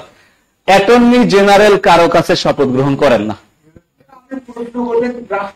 আমি তো করতেই পারি, আমি তো করতেই পারি, আমি তো কোনো অপশনই দেইনি, আপনারাই যা অপশন বানাইছেন। আমি কিছু কিছু বানাইছি, সব বানান আপনারা, আর বদনান আল্লাহ, যে আল্লাহ দিছে, তাই না? আমি তো কোনো অপশনই দেইনি। আচ্ছা শোনেন, অ্যাটর্নি জেনারেল মানে কি? অ্যাটর্নি কাকে বলা হয়? উচ্চ আদালতে সরকার পক্ষের উকিলদেরকে বলা হয় অ্যাটর্নি, আর ওই অ্যাটর্নিদের যিনি প্রধান তাকে বলা হয় অ্যাটর্নি জেনারেল। কথা কি ক্লিয়ার? সরকার পক্ষের উকিল, মোট কথা উনি একজন উকিল, কুশলী, সরকারের, সরকার পক্ষের বা রাষ্ট্রপক্ষের, সবারই থাকে, শুধু হাসিনা না, হাসিনার দোষ দান কেন খালি, সবারই থাকে। এই যেমন এখন যিনি আছেন সরকার, ওনার একজন অ্যাটর্নি জেনারেল আছেন, আবার বিএনপি ক্ষমতায় আসলে তার একজন অ্যাটর্নি জেনারেল থাকবেন, আবার আওয়ামী লীগ ছিল তার থাকবেন, এরশাদ ছিল তার থাকবেন। রাষ্ট্রপক্ষের একজন প্রধান কুশলী থাকেন। ক্লিয়ার? তাকে বলা হয় কি? Attorney general. তার মানে এক কথায় উনি একজন কি? উকিল। আচ্ছা বলেন তো ভাই, উকিলকে জীবনে দেখছেন শপথ গ্রহণ করতে? কোন উকিল রে? উকিল যদি বলে যাহা বলিব সত্য বলিব, এর অপরাধী থাকবে, এর অপরাধী থাকবে। তার মানে উকিল কোনোদিন কি করে না, শপথ গ্রহণ করে না। তার মানে মনে রাখবেন অ্যাটর্নি জেনারেলও কারো কাছে শপথ গ্রহণ করে না। হিসাব ক্লিয়ার? নেপাল বাংলাদেশে আছে, শপথ গ্রহণ করে, তাহলে করে এই না, তাহলে এই দুইটা পদ শপথ গ্রহণ করে না। এই দুইটা ছাড়া রইল কয়টা? এই 9টা আমাদের সাংবিধানিক পদ, মনে থাকবে। তাহলে সাংবিধানিক পদ কয়টা? 9টা। আর এই দুইটাকে বলা হয় সংবিধিবদ্ধ পদ। কি বলা হয়? সংবিধিবদ্ধ পদ। তবে কেউ কেউ অ্যাটর্নি জেনারেলকে সাংবিধানিক পদ মনে করেন, এখানেও তারা একত্রিত নয়। কথা কি বুঝছেন? তবে অধিকাংশ মানুষ এইগুলো কি, এই 9টা কি বলেন? সাংবিধানিক পদ বলেন। এখন দেখেন, যারা বলেছিল নির্বাহী বিভাগ সাংবিধানিক প্রতিষ্ঠান নয়, তাহলে ওই প্রতিষ্ঠানে যিনি থাকবেন তিনি সাংবিধানিক পদ পেল, এটা আবার তারা অস্বীকার করেন না। তারা বলেন তারা সাংবিধানিক পদ। তাহলে এ নিয়ে মোটামুটি নিজেরা একটা কি করে ফেলেছে, হজবরল একটা খিচুড়ি বানাই ফেলছে। কথা কি ক্লিয়ার? সুতরাং আমরাও ওই পর্যন্ত অপেক্ষা করি, কোন ডিসিশন দেয়, কখন দেয়, তখন পর্যন্ত যদি না আসে এইরকমই চলবে। কথা কি ক্লিয়ার? তাহলে লিখেন সাংবিধানিক পদ 9টি।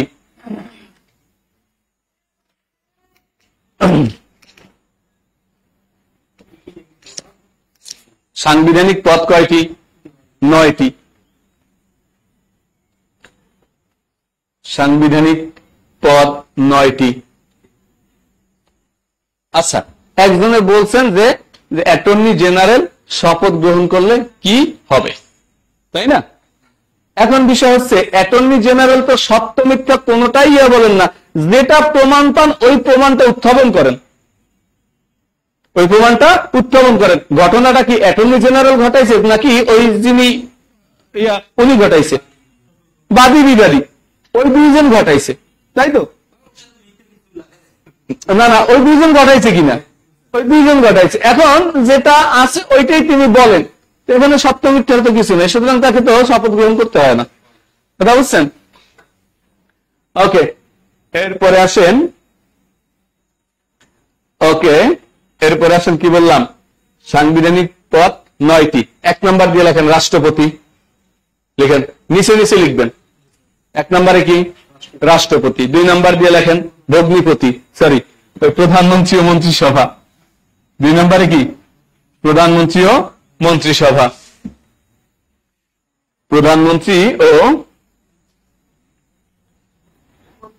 প্রধানমন্ত্রী ও মন্ত্রিসভা। এরপরে 3 নম্বরে কি? স্পিকার। 3 নম্বরে স্পিকার। 3 নম্বরে স্পিকার লিখছেন?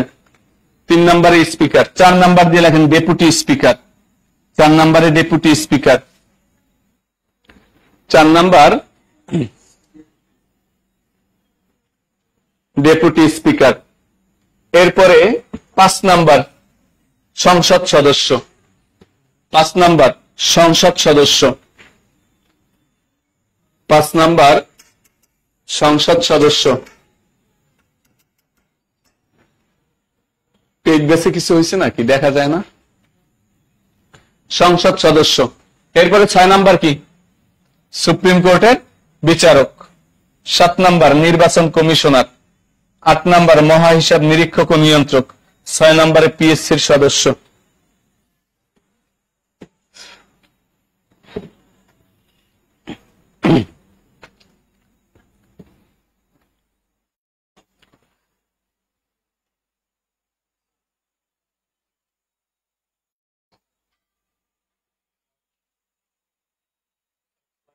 না লাগবে না, ওই যে পেইড বেসে ওরা বলতেছে দেখা যায় না, এটা এইটু বলছি। উত্তরটা তো আমি জানি না কেন, একটু দেখবেন। লেখা শেষ, লেখা শেষ। আপনারা এত কমেন্টস করার সময় পান কোথায়? মনোযোগ যদি দেন তাহলে এত কমেন্ট করার সময় পাচ্ছেন না। আবার আর একজন বলতেছে আরে আপনারা হয়তো কমেন্টস করেন কেন? আপনি আবার দেখার সময় পান কখন? বুঝছি না। যারা কমেন্টস করে তারা তো সময় পাই না, যারা দেখেন তারা সময় পান কখন? ওকে, 9টা হয়েছে। সাংবিধানিক পদ কয়টা? এরপরে লিখেন সংবিধিবদ্ধ পদ দুইটি, অ্যাটর্নি জেনারেল আর একটা ন্যায়পাল। অ্যাটর্নি জেনারেল আর একটা ন্যায়পাল। ওখানে গেন, ওখানে গেন। ও, অ্যাটর্নি জেনারেলের সামনে লিখবেন অনুচ্ছেদ 64 আর ন্যায়পালের এখানে লিখবেন অনুচ্ছেদ 77। এরপরে মজার একটা সেশন আছে, খুব মজার একটা সেশন আছে।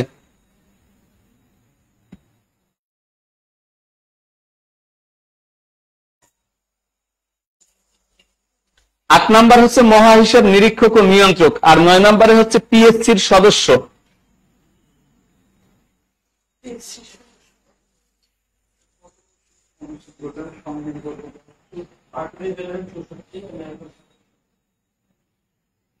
আট নম্বরে মহা হিসাব নিরীক্ষক ও নিয়ন্ত্রক।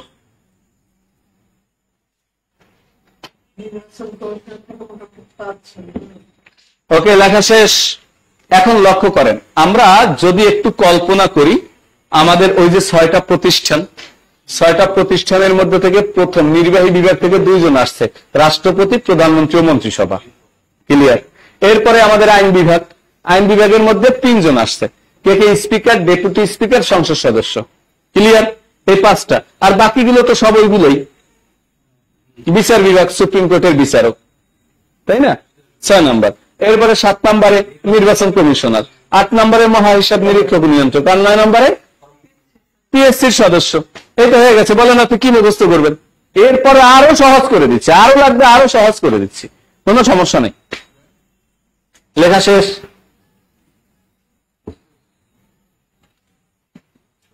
ওকে, মুছে দিব, মুছে দিব। এরপরে আসেন সাংবিধানিক পদে শপথ, সাংবিধানিক পদে বয়স। শিরোনাম করেন সাংবিধানিক পদে বয়স।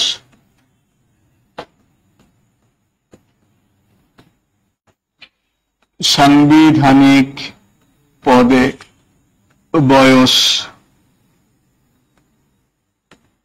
সাংবিধানিক পদে বয়স। ন্যায়পালের অনুচ্ছেদ 77।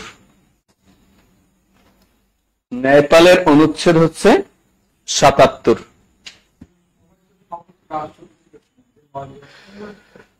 আমি এখন পর্যন্ত কইছি, শপথ পড়াইছি। হ্যাঁ, এত খাই খাই করস কেন? তোর তো সংসার টিকবে না রে। এত খাই খাই করলে সংসার টিকে? মানে সংসারের চাল ডাল সব খাইয়ে ফেলায় আর কি, সেটা বুঝাইছি। আচ্ছা, ন্যায়পাল বাস্তবায়ন হয়নি, কোন সরকার চায় না যে অন্য কেউ আইসা আমার নিয়ে একটু খোঁচাখুচি করুক। বুঝলেন নাই? ওই ন্যায়পালের কিছু একটা কাজ করে দুদক, তাও তো করে আর কি। এখন আসেন, ন্যায়পাল যখন পড়া বলে তখন বলবো না। এখন আসেন, আমরা কি পড়বো? সাংবিধানিক পদে বয়স। কোন পদে? সাংবিধানিক পদ কয়টা? আর সংবিধিবদ্ধ পদে বলছে এখানে? বলে নাই। বলছে? বলে নাই। শুধুমাত্র এই 9টা পদে আমরা বয়স পড়বো। মন থাকবে? আচ্ছা, তাহলে বাদ দেন, বয়স টয়স পরে করি, আগে একটু এই 9টা আবার একটু বলি। বলেন, 1 নম্বরে কি? 2 নম্বরে কি? 3 নম্বরে কি? 4 নম্বরে কি? 5 নম্বরে কি? 6 নম্বরে কি? 7 নম্বর, 8 নম্বর, 9 নম্বর। ওকে, এই কথা একবার বলা হয়েছে তো, আমি কিন্তু মুখস্থ করতে বলি না একবারও। ওকে, না করার দরকার নেই। এবার শোনেন, বলেন তো, রাষ্ট্রপতি যদি হতে চান, রাজনীতি করা ছাড়া রাষ্ট্রপতি হতে পারবেন আপনি? না। রাষ্ট্রপতি নির্বাচিত করে সংসদ সদস্যরা। কারা? তাহলে আপনি যদি ওই সংসদ সদস্যদের দল না করেন, আপনাকে রাষ্ট্রপতি হিসেবে ভোট দিবে? তার মানে আপনাকে রাজনীতি করতে হবে। আচ্ছা, প্রধানমন্ত্রী কি রাজনীতি করে? করে? ওকে, মন্ত্রী হতে গেলে রাজনীতি, স্পিকার, ডেপুটি স্পিকার, সংসদ সদস্য করে না? করে। আচ্ছা বলেন, সারা জীবন আপনি রাজনীতি করছেন, আপনি মরে গেছেন, আপনার ছেলে মেয়ে উত্তরাধিকার সূত্রে ওই এলাকায় রাজনীতি করতে পারবে কিনা? কয় না। কোন যোগ্যতাই নেই, বাবা চেয়ারম্যান ছিল, ওই হিসেবে সে চেয়ারম্যান হিসেবে দাঁড়াইছে, ওরে বাবা সবাই এখন ভোট দেয়, অথচ কোন যোগ্যতাই নেই, হয় না? আবার বাবা নেতা ছিল, এমপি নির্বাচনে দাঁড়াইছে, হয় কিনা? হ্যাঁ, আইনি ভাবে কি কোনো ইয়া নাই তো, নিষেধাজ্ঞা নাই তো। তার মানে উত্তরাধিকার সূত্রে রাজনীতিবিদ হওয়া যায়। কিন্তু দেখেন তো, সারা জীবন রাজনীতি করে গেলেন, আপনি ইচ্ছা করলেই যাইয়া সুপ্রিম কোর্টের বিচারক হইতে পারবেন? কোনদিন রাজনীতি করেন নাই, কিন্তু দেখেন তো, যোগ্যতা অনুযায়ী লেখাপড়া করে এরপরে আপনি পরীক্ষা দিয়ে সুপ্রিম কোর্টের বিচারক হইতে পারেন কিনা? পারবেন না? সে পারবেন যোগ্যতা অনুযায়ী। তার মানে এটা অরাজনৈতিক পথ। এটা কি? এরপরে বলেন তো, নির্বাচন কমিশনার কোন রাজনৈতিক ব্যক্তিবর্গ হইতে পারবে? হ্যাঁ, কোন দলের ব্যক্তি এককভাবে নির্বাচন কমিশনার হইতে পারবে? যা দেখছি সেটা আলাদা কথা, কিন্তু এটা হবে নির্দলীয়। এটা কি হবে? নির্দলীয়। ওকে, ওটা আলাদা বিষয়। কিন্তু সবাই তো ওই যে সার্চ কমিটি গঠন করে, এরপরে বলে এটা, ও বলে এটা, এরকম অনেক নাটক মানে নাটক আছে কিনা? আচ্ছা, এখন বিষয়টা হচ্ছে, তাহলে এটাও অরাজনৈতিক পথ। এবার বলেন তো, মহা হিসাব নিরীক্ষক ও নিয়ন্ত্রক কোন এমপি মন্ত্রী এদেরকে কি এই দায়িত্ব দেয়? এই দায়িত্ব না পাওয়ার পরেও যা মোটামুটি হয়, এর দিলে তো মোটামুটি, তাই না? এটাও প্রশাসন থেকে যায়। কোথা থেকে? প্রশাসন থেকে যাবে। পিএসসির সদস্য কি রাজনীতি করলে হতে পারবেন? এখানে যোগ্যতা অনুযায়ী হতে হবে। তার মানে 1 থেকে 5 পর্যন্ত দেখেন তো রাজনৈতিক পদ কিনা? হ্যাঁ, আর 6 থেকে 9 পর্যন্ত অরাজনৈতিক পদ কিনা? হ্যাঁ হ্যাঁ, আবার বলেন তাহলে রাজনৈতিক পদ কয়টা এখানে? এই 9টার ভিতরে 5টা। কি কি? আগে রাষ্ট্রপতিরে বাদ দাস কেন? রাষ্ট্রপতি, হ্যাঁ হ্যাঁ, এরপরে ওকে ওকে, আর অরাজনৈতিক পদ কয়টা?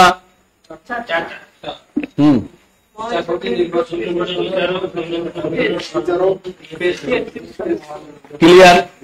এখন খুব সুন্দর ভাবে একটু মনোযোগ দিয়ে শুনে নেন। বয়সের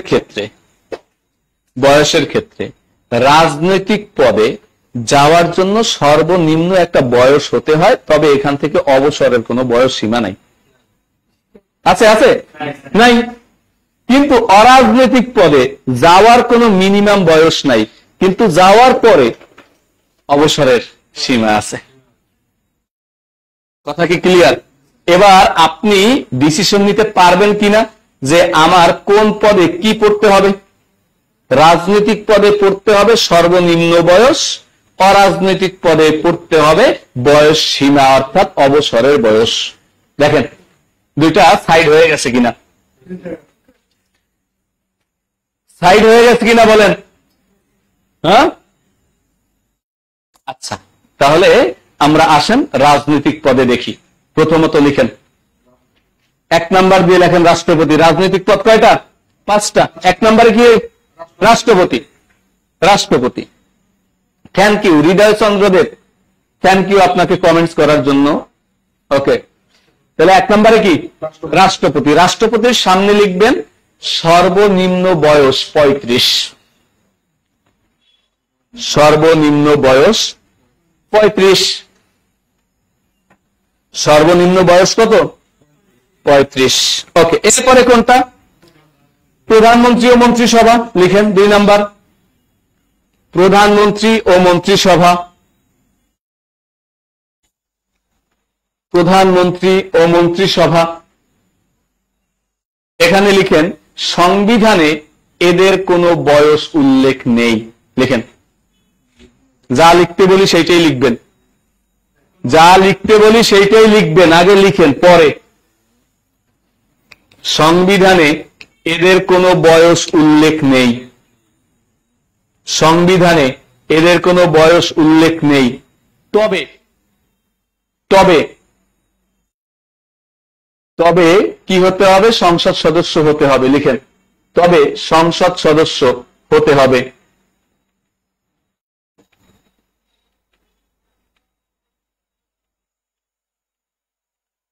তবে সংসদ সদস্য হতে হবে।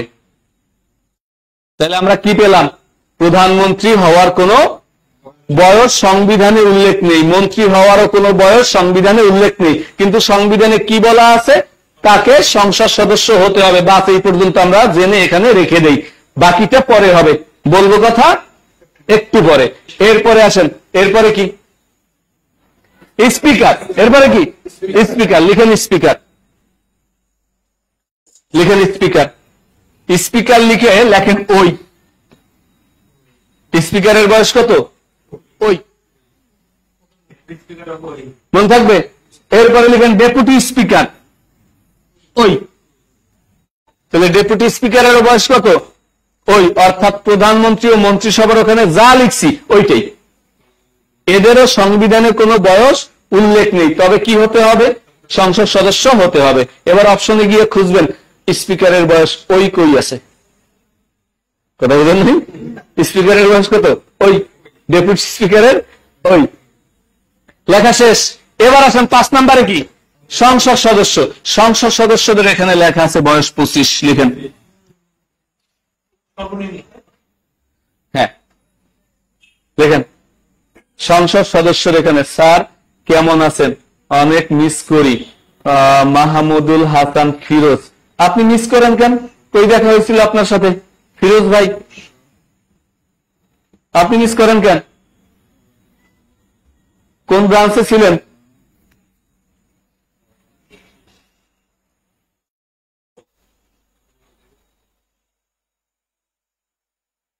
লেখা শেষ। ওই মানে 2 নম্বরে আমরা যেটা লিখছি, হ্যাঁ, সংবিধানে উল্লেখ নেই, তবে সংসদ সদস্য হতে হবে। এটা লেখা হয়েছে। তাহলে দেখেন, সংসদ সদস্য বা এমপি হওয়ার জন্য শর্ত কত বছর হতে হবে? 25 বছর হতে হবে।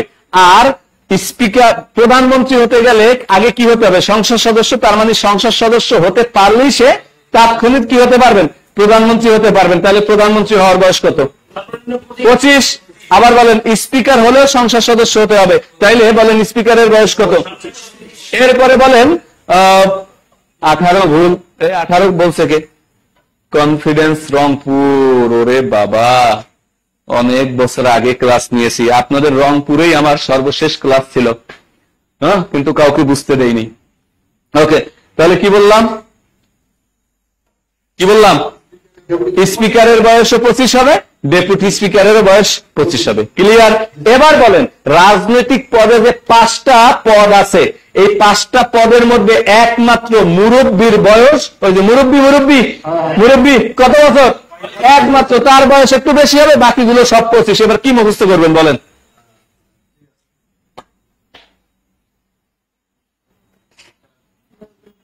কি মুখস্থ করবেন?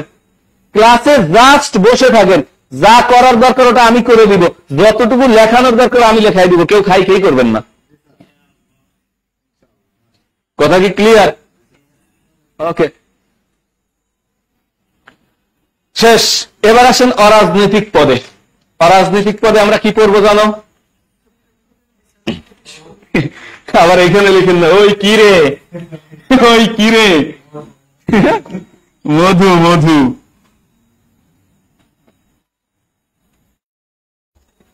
ওকে, আবার বলবো নীল আকাশের পরী।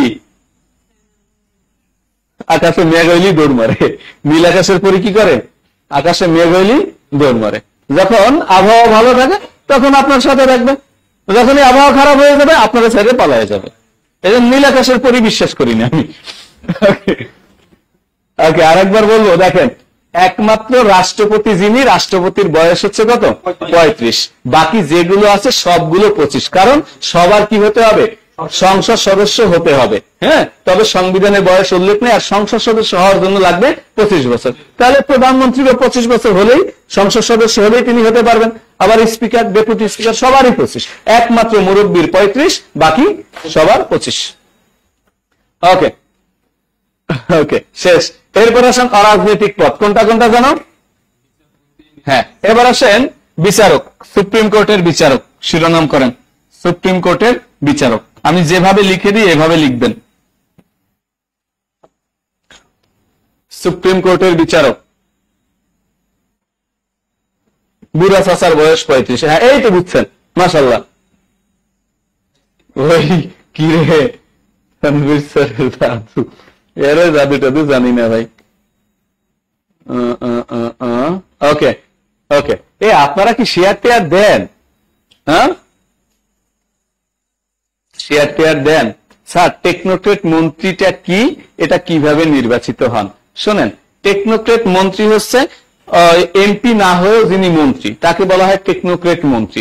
মনে করেন এটা প্রধানমন্ত্রী নির্বাচন করেন, প্রধানমন্ত্রী নিয়োগ দেন, এটা কোনো ভোটাভুটিতে হয় না।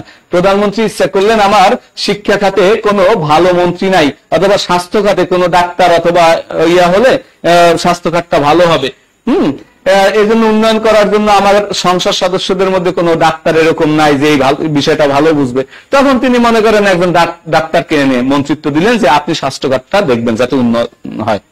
কথা কি ক্লিয়ার? এটা প্রধানমন্ত্রীর আস্থাভাজন ব্যক্তিকে তিনি নিয়োগ দিতে পারেন। হ্যাঁ, তার আইনে আছে, তার সংসদ সদস্য না হলেও চলবে।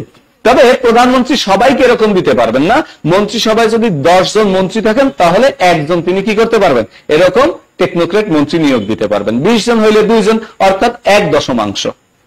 অর্থাৎ টেকনোক্রেট মন্ত্রী, এক কথায় মনে রাখবেন যে নির্বাচিত না হয়েও যিনি মন্ত্রী বা সংসদ সদস্য না হয়েও যিনি মন্ত্রী তাকে টেকনোক্রেট মন্ত্রী বলে।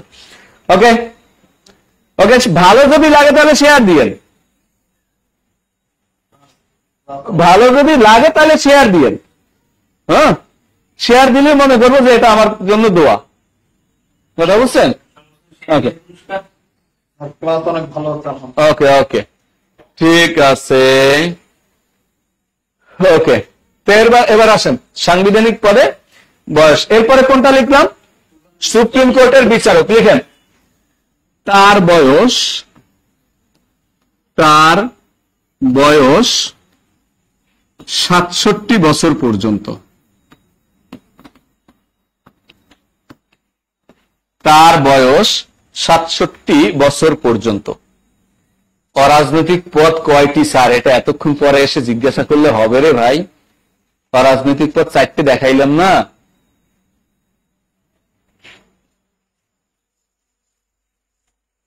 আরে কষ্ট, নাসিম আক্তার স্যার শেয়ার কার কাছে দিব? হ্যাঁ বলেন। হাজবেন্ড বলে বন্ধুরও দরকার নাই। কেমন লাগে? আচ্ছা, হাজবেন্ড মনে হয় অন্য শেয়ারের কথা বলছেন, এটা ক্লাসের শেয়ার। ঠিক আছে, আপনি ক্লাসটা শেয়ার করেন, তাহলেই হবে ইনশাল্লাহ। ওকে ওকে, লেখা হয়েছে তাহলে কি বললাম? তার বয়স 67 বছর। তাহলে বলেন একজন ব্যক্তি কত বছর এই সুপ্রিম কোর্টের বিচারক থাকতে পারবেন? 67 বছর। জীবনেও না। উনি কি জন্মের পর থেকেই বিচারক? কথা কয় না। মায়ের পেট থেকে পড়ে কি বিচারক হয়েছে? বলছে তার বয়স 67 বছর পর্যন্ত।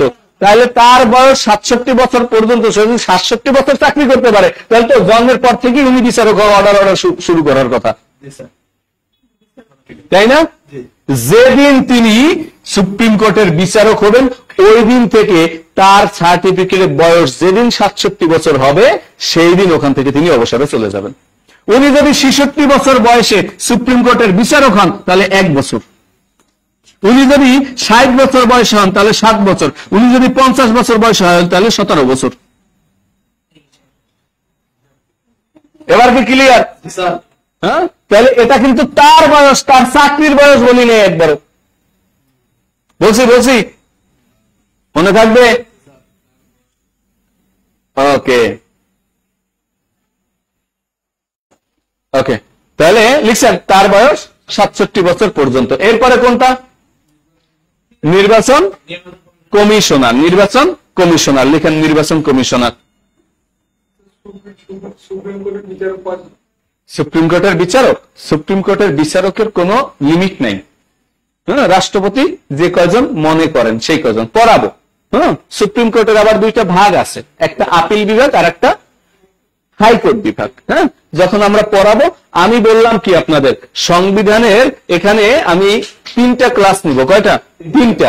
এবং সরকার ব্যবস্থার 2টা। এই টোটাল 5টা ক্লাসের ভিতরে আমি টোটাল সংবিধান আপনাকে মুখস্থ করাই ছাড়বো ইনশাআল্লাহ। কথা বুঝছেন? প্রত্যেকটা অনুচ্ছেদ ধরে ধরে আমার শেষ হয়ে যাবে। সরকার ব্যবস্থাতে টোটাল 2টা ক্লাসে একেবারে 117 পর্যন্ত মুখস্থ করাই দিব আমি, আর আগামী ক্লাসে 47 পর্যন্ত মুখস্থ হবে ইনশাআল্লাহ। ও যারা করছে তারা জানে, শুনুন কর বলার দরকার নাই এগুলো। আগে করেন, এরপরে আপনি বলবেন। ওকে, লেখা শেষ, লেখা শেষ। কি বলছি? নির্বাচন লিখেন, শপথ গ্রহণের পর 5 বছর, শপথ গ্রহণের পর 5 বছর, 5 বছর। যেদিন নির্বাচন কমিশনাররা শপথ গ্রহণ করবেন ওই দিন থেকে তিনি 5 বছর থাকতে পারবেন। কয় বছর? 5 বছর। ক্লিয়ার? প্রধান নির্বাচন কমিশনার জীবনে একবারই হইতে পারবেন। কয়বার হইতে পারবেন? আবার এই একবার হওয়ার পরে যখন তার মেয়াদ শেষ হবে আর কোন সরকারি কাজে উনি থাকতে পারবেন না। কথা বুঝি নাই মনে হয়। প্রধান নির্বাচন কমিশনার একবারই জীবনে হতে পারবেন। আমি আবার বলছি, কয়বার? একবার। আর এখান থেকে তার মেয়াদ শেষ হওয়ার পর আর কোন সরকারি কাজে উনি থাকতে পারবেন না। কেন পারবেন না? তাহলে যদি পারত সরকারি কাজে যেতে, তাহলে তিনি তার পছন্দ মতো একজন সরকারকে অগ্রাধিকার দিয়া বসাইয়া তার কাছ থেকে ওই সরকারি কাজকর্মের মাধ্যমে তিনি কি করতেন? ফায়দা নিতেন। কথা কি ক্লিয়ার? এখন এই জন্য দেখবেন নির্বাচন কমিশনার যারা হন তারা সরকারি চাকরি থেকে অবসরে যাওয়ার পরে তাদেরকে বানানো হয়। যে কয়েকজন আছেন দেখবেন সব অবসরপ্রাপ্ত। কথা কি ক্লিয়ার? ওকে। আর অন্যান্য যারা কমিশনার থাকবেন তার অধীনে 4 জন কমিশনার আর একজন প্রধান নির্বাচন, টোটাল কয়জন? 5 জন। ওই 4 জন কমিশনার শুধুমাত্র একটা পদে যেতে পারবেন, সেটা ওই প্রধান নির্বাচন কমিশনার পদে, আর কোন পদে যেতে পারবেন না। আর প্রধান নির্বাচন কমিশনার হয়ে গেলে শেষ, খেলা শেষ। আপনারা কি বুঝতে পারছেন? হ্যাঁ, কথা কি বুঝতে পারছেন?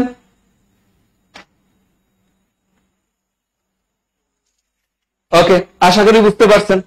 ভাই একটু বিস্তারিত এগুলো যদি না বুঝি আমরা সারা জীবন খালি নিজেকে মাথাটাকে হ্যাং করে রাখবো মুখস্থ করে, এগুলো আলোচনার বিষয়। আমি প্রথম ক্লাসে কি বলছি আপনাদের, আমার ক্লাস করার উদ্দেশ্যে আসবেন না আমার ক্লাসে, আর আমিও ক্লাস নেওয়ার উদ্দেশ্যে আসবো না, কখনোই আসি না। আমি কোন ক্লাসে ক্লাস নেওয়ার উদ্দেশ্যে ঢুকি নেই।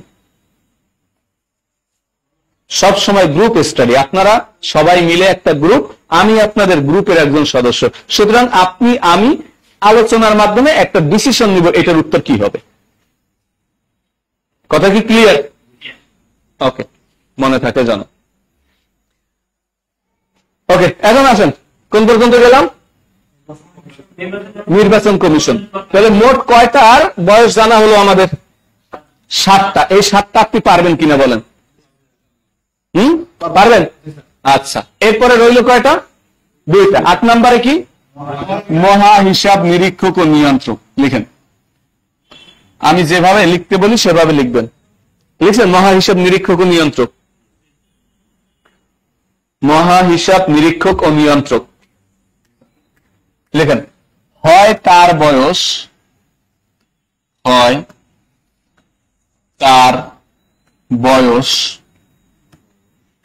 65 হবে, না হয় অথবা, না হয় না লিখে অথবাও লিখতে পারেন, অথবা তার চাকরির বয়স 5 বছর শেষ হবে। এরপরে লিখবেন যেটি তার জীবনে আগে ঘটবে, তার জীবনে আগে ঘটবে। এটা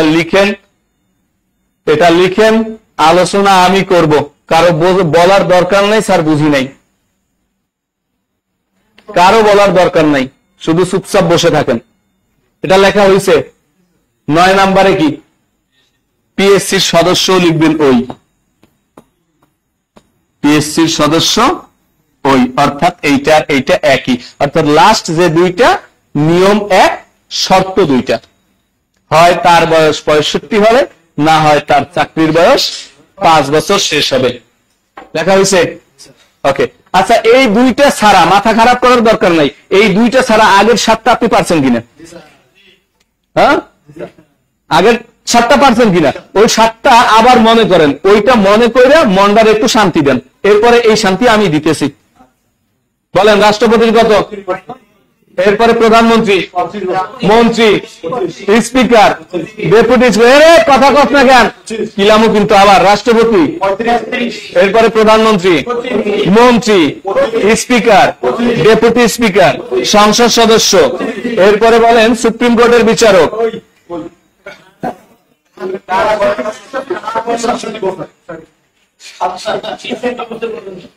সত্যি কথা বল, তুই নিচে তাকাইছিস না? সত্যি কথা বল, তুই নিচে তাকাইছিস না? তাকাইছ না? নিচের দিকে এত নজর কেন? হ্যাঁ, যখনই নিচে নজরটা দিছে, নজর নিচে গেছে, তখনই ও অবগতনে গেছে। ওকে, আবার আবার আবার প্রথম থেকে, রাষ্ট্রপতি, প্রধানমন্ত্রী, স্পিকার, ডেপুটি স্পিকার, সংসদ সদস্য, সুপ্রিম কোর্টের বিচারক, তার বয়স 67 বছর পর্যন্ত, নির্বাচন কমিশনার। রে, তোর নজর তো খারাপ।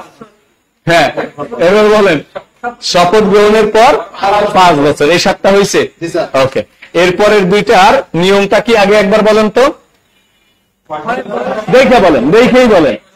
হয় তার বয়স 65 হবে, না হয় তার চাকরির বয়স 5 বছর শেষ হবে, যেটা তার জীবনে আগে ঘটবে। আর পিএসসির সদস্যর ক্ষেত্রেও একই।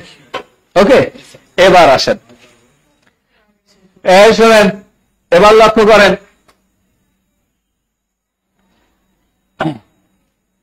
আচ্ছা, এবার শোনেন, 11টা কি স্যার? 11টা আল্লাহ জানে কোন জায়গা দিয়ে কি জিজ্ঞাসা করতেছেন। এবার শুনেন, মনে করেন একজন ব্যক্তি, তার বয়স 64 বছর। কত বছর? 64 বছর বয়সে তিনি পিএসসির সদস্য হয়েছেন। কত বছর বয়সে? এবার বলেন, সে কি এখানে আরো 5 বছর চাকরি করতে পারবে? হ্যাঁ, তার মানে কয় বছর করতে পারবে? 1 বছর পরই তার বয়স কত হবে? 65 বছর হয়ে যাবে, সে অবসরে চলে যাবে। কথা কি ক্লিয়ার? এতটুকু বুঝছি কিনা? আর একজনের বয়স 50 বছর। কত বছর? উনি পিএসসির সদস্য হয়েছেন। এখন বলেন তো, উনি কি এই 64 বছর পর্যন্ত এখানে থাকতে পারবেন, নাকি তার আগে এইখানে 5 বছর বয়স, চাকরির বয়স শেষ হয়ে যাবে? অর্থাৎ 55 বছর বয়সে তিনি এখান থেকে চলে যাবেন। কি করবেন?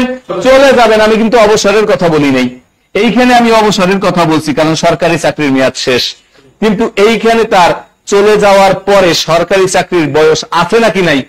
আছে না? তিনি এখান থেকে অবসরে যাবেন না, যে পদ থেকে এইখানে এসেছিলেন ওই স্বপদে ফিরে যাবেন। কি করবেন? ওই স্বপদে ফিরে যাবেন। অর্থাৎ একজন অধ্যাপক যদি পিএসসির সদস্য হন, তাহলে ওই 5 বছর ওখানে কাটানোর পরে আবার বাকি সময়টা অধ্যাপক হিসেবে ফিরে যাবেন, সময়টা অতিবাহিত করবেন। ক্লিয়ার? হ্যাঁ, তাহলে দেখেন, এই যে কথাটা আমি বলছি, হয় তার বয়স 65 হবে, না হয় তার চাকরির বয়স 5 বছর শেষ হবে, যেটা তার জীবনে আগে ঘটবে। এইখানে আগে ঘটছে 5 বছর চাকরির বয়স, এখানে আগে ঘটছে 65, এই জন্য সে 5 বছর থাকতে পারবে না। ক্লিয়ার হিসেবটা? এরপরে এত সহজে আমি আর বুঝাইতে পারি না। হ্যাঁ, বলেন, অনলাইনে যারা আছেন বুঝলেন কিনা? এই বিষয়গুলো মুখস্থ করতে করতে করতে করতে শেষ হয়ে যান। কার বয়স কত মনেই থাকে না, নিজের বয়সই মনে নাই। এরপরে মানে অন্যের বয়স মুখস্থ করতে করতে নিজের বিয়ের বয়স শেষ হয়ে যায়, তাই না? অলরেডি গেছে। তুই একটা গান ধর ভাই। আমার সাধনা মিটিল, আশা না ফুরিল, সকলই ফুরে গেছে। কথা কেন ফুরে গেছে? মানে বয়সের কথা বলছি, ফুরে গেছে। আচ্ছা আচ্ছা, ওকে ওকে, ক্লিয়ার? পারবেন এটা ইনশাআল্লাহ। তাহলে আজকের এ পর্যন্ত থাকুক। হ্যাঁ, এ পর্যন্ত থাকুক। এরপরে আমাদের সংবিধানের আর একটা ক্লাস হবে, এরপরে সরকার ব্যবস্থার 2টা ক্লাস হবে, আরো 3টা ক্লাস হবে। আমার ক্লাসে বসলে টাইম কোথা থেকে যাবে ওটা আপনি কল্পনাও করতে পারবেন না। যদি গড়ির দিকে না তাকান তাহলে বুঝতেই পারবেন না কয়টা বাজছে। 6 ঘন্টা ক্লাস নিছি মিয়া, রমজান মাসে রোজা রাইখা 6 ঘন্টা টানা। ধরতেই পারে না যে সময় কোথা থেকে গেছে। স্যার না না, আরে না না, আমি সংবিধানের ক্লাস, সত্যি কথা, সংবিধান নামটা শুনলে আমি বলি যে এই এত কিছু কেমনি মনে রাখে মানুষ। কিন্তু আজকের ক্লাসটা আমি করার পর আমারও তো সব বয়স মুখস্থ। আমাদের সাথে বললেও আমি মানে বলতে পারবো। আমি কিছুক্ষণ মজা করে ভাবলাম যে একটু জিকের ক্লাস দেখি, ও মা দেখি খালি মজা, 7 আর 7, কোনো ছন্দ নাই মন্দ নাই, ক্লাসের পরে ক্লাসেই মুখস্থ। আসলে অভিজ্ঞতা একটা বড় ফ্যাক্ট। আসলে দিন শেষে আমরা টিচিং প্রফেশনে যারা আছি, পড়াইতে পড়াইতে পড়াইতে পড়াইতে আমরা আসলে যে মানুষকে অটিস্টিক করতে চাই না, তার প্রমাণ হচ্ছেন আজকের স্যারের পড়ানোর স্টাইলটা। কোনো ছন্দ নাই, কোনো কিছু নাই, তারপরেও মুখস্থ হয়ে গেছে। অথচ বিভিন্ন টিচার আপনাকে ছন্দ মন্দ কন্দ হন্দ রন্ধ সবকিছু দিয়ে আপনার জীবন তেজপাতা করে দিচ্ছে। পরীক্ষার হলে গিয়ে মানে বাংলাদেশের রাজধানী যে কি এটাও ভুলে গেছেন, কারণ ওখানেও ছন্দ খুঁজতেছেন, বলতেছেন ছন্দে কি আছে, কলকাতা, ঢাকার কলকাতা মানে টিক দিয়ে চলে আসেন। তো এই ছন্দ থেকে বের হয়ে আসেন। জিকে যে আসলে একটা মধুর সাবজেক্ট বা মজাদায়ক সাবজেক্ট, এটা আসলে অভিজ্ঞ সম্পূর্ণ শিক্ষকদের সাথে আপনি ক্লাস করলে অবজারভেশন করতে পারবেন এবং বুঝতে পারবেন। এই যে যারা অফলাইনে আসছেন, বাসায় গিয়ে এগুলো কি আর মুখস্থ করা লাগবে? মাথার মধ্যে সেট হয়ে গেছে না? বা যারা অনলাইনে এই যে নোট করছেন, যারা নোট করে নাই তারা একটু বকচক্কর কমেন্ট করছেন, স্যার পরের ডাকি মানে মনোযোগ দিচ্ছেন একবার বয়ফ্রেন্ডের কাছে, একবার দিচ্ছেন উমুকের কাছে তুমুকের কাছে, হুট করে এই সবার বলতেছেন এটা জন্য কি। কিন্তু যারা লেখছে টোটালি তাদের কিন্তু অনলাইনে মুখস্থ হয়ে গেছে। কারণ আমিও তো অনলাইনে করছি ভাই। আমি পুরো ক্লাসটা অবজারভেশন করার পর আমার এতটা ভালো লাগছে যে জিকের ক্লাস এত মজা করে পড়ানো যায়, আর এত কঠিন জিনিসগুলোকে, বয়সগুলোকে এত সহজভাবে একটার সাথে আরেকটাকে রিলেশনে নিয়ে এসে বোঝানো যায়, এটা আসলে অভিজ্ঞতা, আর কোনো কিছু না। তো যাই হোক, আমরা সত্যিই অনেক গর্বিত যে স্যারের মতো একজন স্যারকে আমরা পেয়েছি। আমরা নিয়মিত ক্লাস করি সংবিধানের উপর। স্যার কয়টা ক্লাস নেবেন? 3টা ক্লাসে সংবিধান আপনার মাথার মধ্যে সেট হয়ে যাবে। ঠিক আছে, আরো যদি লাগে আমরা দিব। জব মেডিসিন কখনো কার্পণ্যতা করে? ক্লাসের ক্ষেত্রে কার্পণ্যতা করে? যত চাই তত পাই, জব মেডিসিন দিবে, টেনশন নেওয়ার কোনো কারণ নাই। ওকে, ঠিক আছে, ইনশাআল্লাহ আগামীতেও আবার ক্লাসে দেখা হচ্ছে স্যারের সাথে, টেনশন নেওয়ার কোনো কারণ নাই। স্যারের শিডিউল আছে, এমন না যে স্যার আসছে আবার চলে গেছে। স্যারের শিডিউল এখন প্রতি মাসেই আমরা পাচ্ছি, প্রতি মাসেই ক্লাস চলমান থাকবে, সুপার নেওয়ার কোনো দরকার নেই। আচ্ছা, যাই হোক, যারা আমরা অনলাইনে আছি বা অফলাইনে আছি, অফলাইনের মজাটা একটু বেশি, কারণ সরাসরি ক্লাস করার মজাটা একটু আলাদা। যারা অফলাইনে ছিল তারা আরো বেশি এনজয় করছে। যদি কারো সুযোগ থাকে যে ঢাকা মিরপুরে এসে আমি ক্লাস সরাসরি করব এবং লাইব্রেরি ইউজ করব, নাগাতা লাইব্রেরি ইউজ করে আমি পড়াশোনা করব, চলে আসেন, আমরা দায়িত্বভার নিতে চাই। আসেন, লাইব্রেরি ইউজ করেন, কমিটমেন্ট দেন, 6টা মাস লাইব্রেরিতে পড়ে থাকেন, চাকরি নিশ্চিত হবে। বিসিএস বাদে অন্যান্য চাকরির প্রস্তুতি 6 মাসের বেশি নিতে হয় না। 6 মাসে কেউ যদি একবারে গুছালো বাংলা, ইংলিশ, জিকে, ম্যাথ এই 4টা সাবজেক্ট ভালোভাবে প্রস্তুতি নেয়, 6 মাসে পুরো দমে সবগুলোকে মাথার মধ্যে কি করে ফেলা যায়, সেট করে ফেলা যায়। কিন্তু আমাদের অগুছালো পড়াশোনার কারণে আমরা 6 বছর প্রস্তুতি নিতে পারি না। আর ওই সারা জীবন ওই জিকে মুখস্থ করতে করতে, ছন্দ মুখস্থ করতে করতে ওই পরীক্ষার হলে লাউরে কদুরে আলু বানাই, বেসিক জানে না। এটাই সবচেয়ে বড় সমস্যা। তো যাই হোক, আমরা অসংখ্য ধন্যবাদ জানাচ্ছি স্যারকে। স্যার বলতেছে সংবিধান, আমার জানা মতে এ যাবৎকালে সংবিধানের ক্লাস কেউ কোনদিন পাবলিকলি দেয় না। না দেওয়ার পেছনে মূল রিজন একটা, সেটা হচ্ছে কি জানেন, মুখস্থ পড়ায় স্যাররা। কিন্তু আমি বুঝলাম না, স্যারকে বললাম স্যার ক্লাসটা একটু সবার জন্য উন্মুক্ত করেন, এটা আমাদের বেসিক্যালি পেইড ব্যাচের ক্লাস। স্যার বলতেছে কোনো সমস্যা নাই, কোনো সমস্যা নেই, সংবিধানটাতে কি হয়েছে, ও সংবিধানের মধ্যেও মজা আছে। তার মানে ওই যে অভিজ্ঞতা, পড়াইতে পড়াইতে পড়াইতে পড়াইতে স্টুডেন্টরা কেমনে ঠুটস্থ করানো যায় ক্লাসের মধ্যে, এটা এক্সপিরিয়েন্স বলে দেয়। সো অভিজ্ঞতা একটা বড় ফ্যাক্ট। সামনে যারা বিসিএস পরীক্ষা দিব বা রিটেন প্রস্তুতি নিব, আমরা যেহেতু 47-এর জন্য আমাদের বিসিএস রিটেন ব্যস্ত আসবে, সো ডেপথ টিচার ছাড়া, গভীরত্ব টিচার ছাড়া আসলে রিটেন পড়ানো সম্ভব না। আর এখানে আসলে অনেক নলেজ থাকতে হয়, প্রচুর গবেষণা করতে হয়। একজন টিচার যত বেশি গবেষণা করবেন, স্টুডেন্টের সামনে তত সুন্দরভাবে কি করতে পারবেন, ডেলিভারি দিতে পারবেন বা উপস্থাপনা দিতে পারবেন। এটাই তো। ঠিক আছে স্যার, আপনারও ধন্যবাদ। আমি আসতেছি স্যার, কোনো সমস্যা নেই, আমাদের দুজনের আড্ডারও নিতে হবে। আচ্ছা, ধন্যবাদ আপনাদেরকে। আচ্ছা জুবাইর ভাই, সর্বোচ্চ শেয়ার কে করছে একটু নামটা দিবেন। যাই না স্যার, আমি আসতেছি, 1 মিনিট। সর্বোচ্চ শেয়ারকারীর নামটা একটু দিয়ে দেন জুবাইর ভাই। আচ্ছা, যাই হোক, কলিজার ভাই কলিজার বোনেরা, যারা আমরা পুরো দমে অনলাইনে ক্লাস করলাম, আমি দেখেছি শেষ পর্যন্ত সবাই আমরা ক্লাসে উপস্থিত ছিলাম। অসংখ্য ধন্যবাদ। তোমরা যাও, অফলাইনে যারা আছো, তোমাদের লগে আর আমার সম্পর্ক এখন আপাতত নাই, দেখা হইবে পরবর্তী ক্লাসে, ঠিক আছে? আচ্ছা, সো আমরা যারা এই অফলাইনে যারা আছো, তোমরা কি 2-4 ডারে মানে প্রেম করেও তো লয়ে যেতে পারো একটু রুম ভরপুর করার জন্য। মাঝে মধ্যে তোমাকে ভালো লাগে না, লয়ে যাবা 2-4টা করে লয়ে একটু ভরপুর করবা। অলরেডি ক্লাসরুম ভরপুর থাকে। যাই হোক, আমার কলিজার ভাই কলিজার বোনেরা, যারা আমরা অনলাইনে ক্লাস করলাম, বিশেষ করে যাদের ড্রিম হচ্ছে যে বিসিএস প্রস্তুতি নিব, আমাদের 48তম, আমাদের আসলে টিচার প্যানেলের ক্ষেত্রে আমরা সর্বোচ্চ আপনাদেরকে দেওয়ার চেষ্টা করি। কারণ আমরা সবসময় একটা জিনিস ফিল করি যে সেবা, আপনাকে আমরা প্রপার সেবা দিতে পারছি কিনা। তো একটা চমক দিচ্ছি, আগামীকালকে আমাদের সবচেয়ে চমকপ্রদ একটা ব্যাচ রান হতে যাচ্ছে, যেটার পরীক্ষা খুব সন্নিকটে, আপনারা জানেন। এবং আপনারাই বলেন যে আপনাদের সামনে কি পরীক্ষা, একটু বলেন, একটু বললে আমার বুঝতে সুবিধা হবে বা আপনাদেরকে বুঝাইতে সুবিধা হবে। বলেন তো, আমরা সকালে একটা সেমিনার করছিলাম, ওই সেমিনারে আমরা কি বলেছিলাম বলেন? খাদ্য অধিদপ্তরের পরীক্ষা খুব সন্নিকটে।